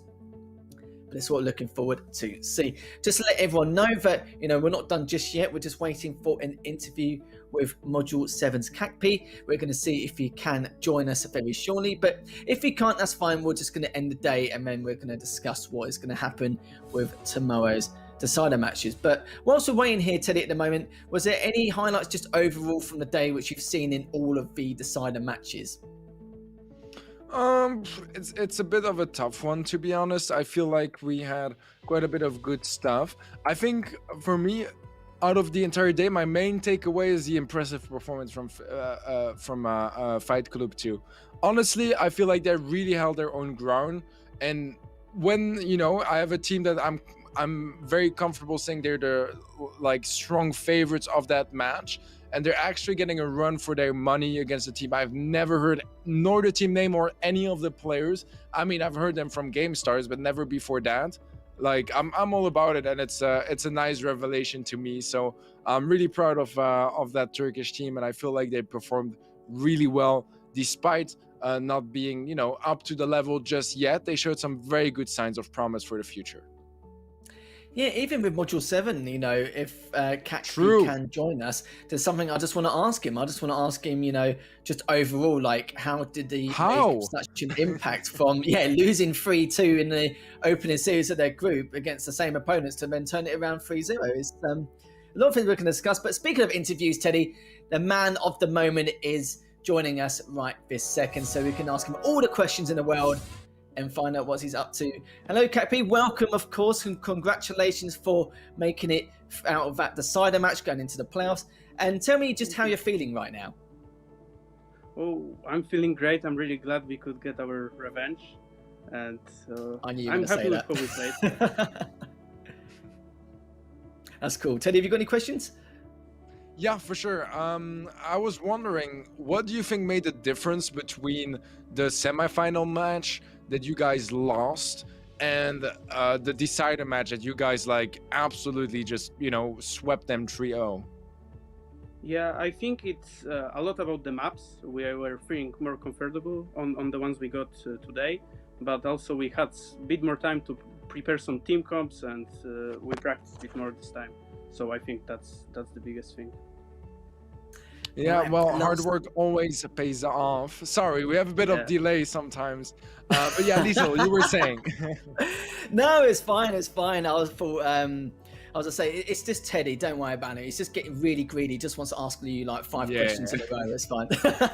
But no, I've just got one more question, not final question from me. And what I wanted to ask was, is there any other teams in particular you're going to watch out for going into the playoffs? Honestly, anybody now, like any team that got this far, will be strong, and we'll have to prepare as much as we can and just do our best. There's no specific team, but I think everyone will be a competition now. Cool, great, that's lovely to hear. And all I can say again is congratulations from making out of that decider match into the playoffs. Look forward to seeing you play again very soon over the next few weeks, and we'll see you very soon. Thank you very much. See you. He's a lovely lad, isn't he? He's a lovely lad, Teddy. But before Yeah, he we really head is. out, any final thoughts from your good self? Well, first of all, we will be live tomorrow at the same time once again for our final group stage matches, guys. So more decider matches. We got probably the best decider matches of the entire week to be coming tomorrow. That's Big versus Reply Totem, really big match ahead of us, and a couple other really heated matches as well. So I'm expecting some absolute fireworks with our matches for tomorrow. It will be a beautiful way to close down that group stage and get a bit of a taste of what the international playoffs will look like. So absolutely thrilled about that one. Yeah, that's gonna be it for me. Little, if you have any more closing remarks. No, that's me done. I'm just waiting for tomorrow now to see exactly what happens, because tomorrow there's going to be some, well, let's just put it this way, there's going to be plenty of bangers to see as we go forward to tomorrow's decider matches. But all I can say is thank you to Teddy for holding my hand as always. But not only that, thank you to production and you guys, the viewers at home. Thank you all for watching, and we'll see you again same time tomorrow.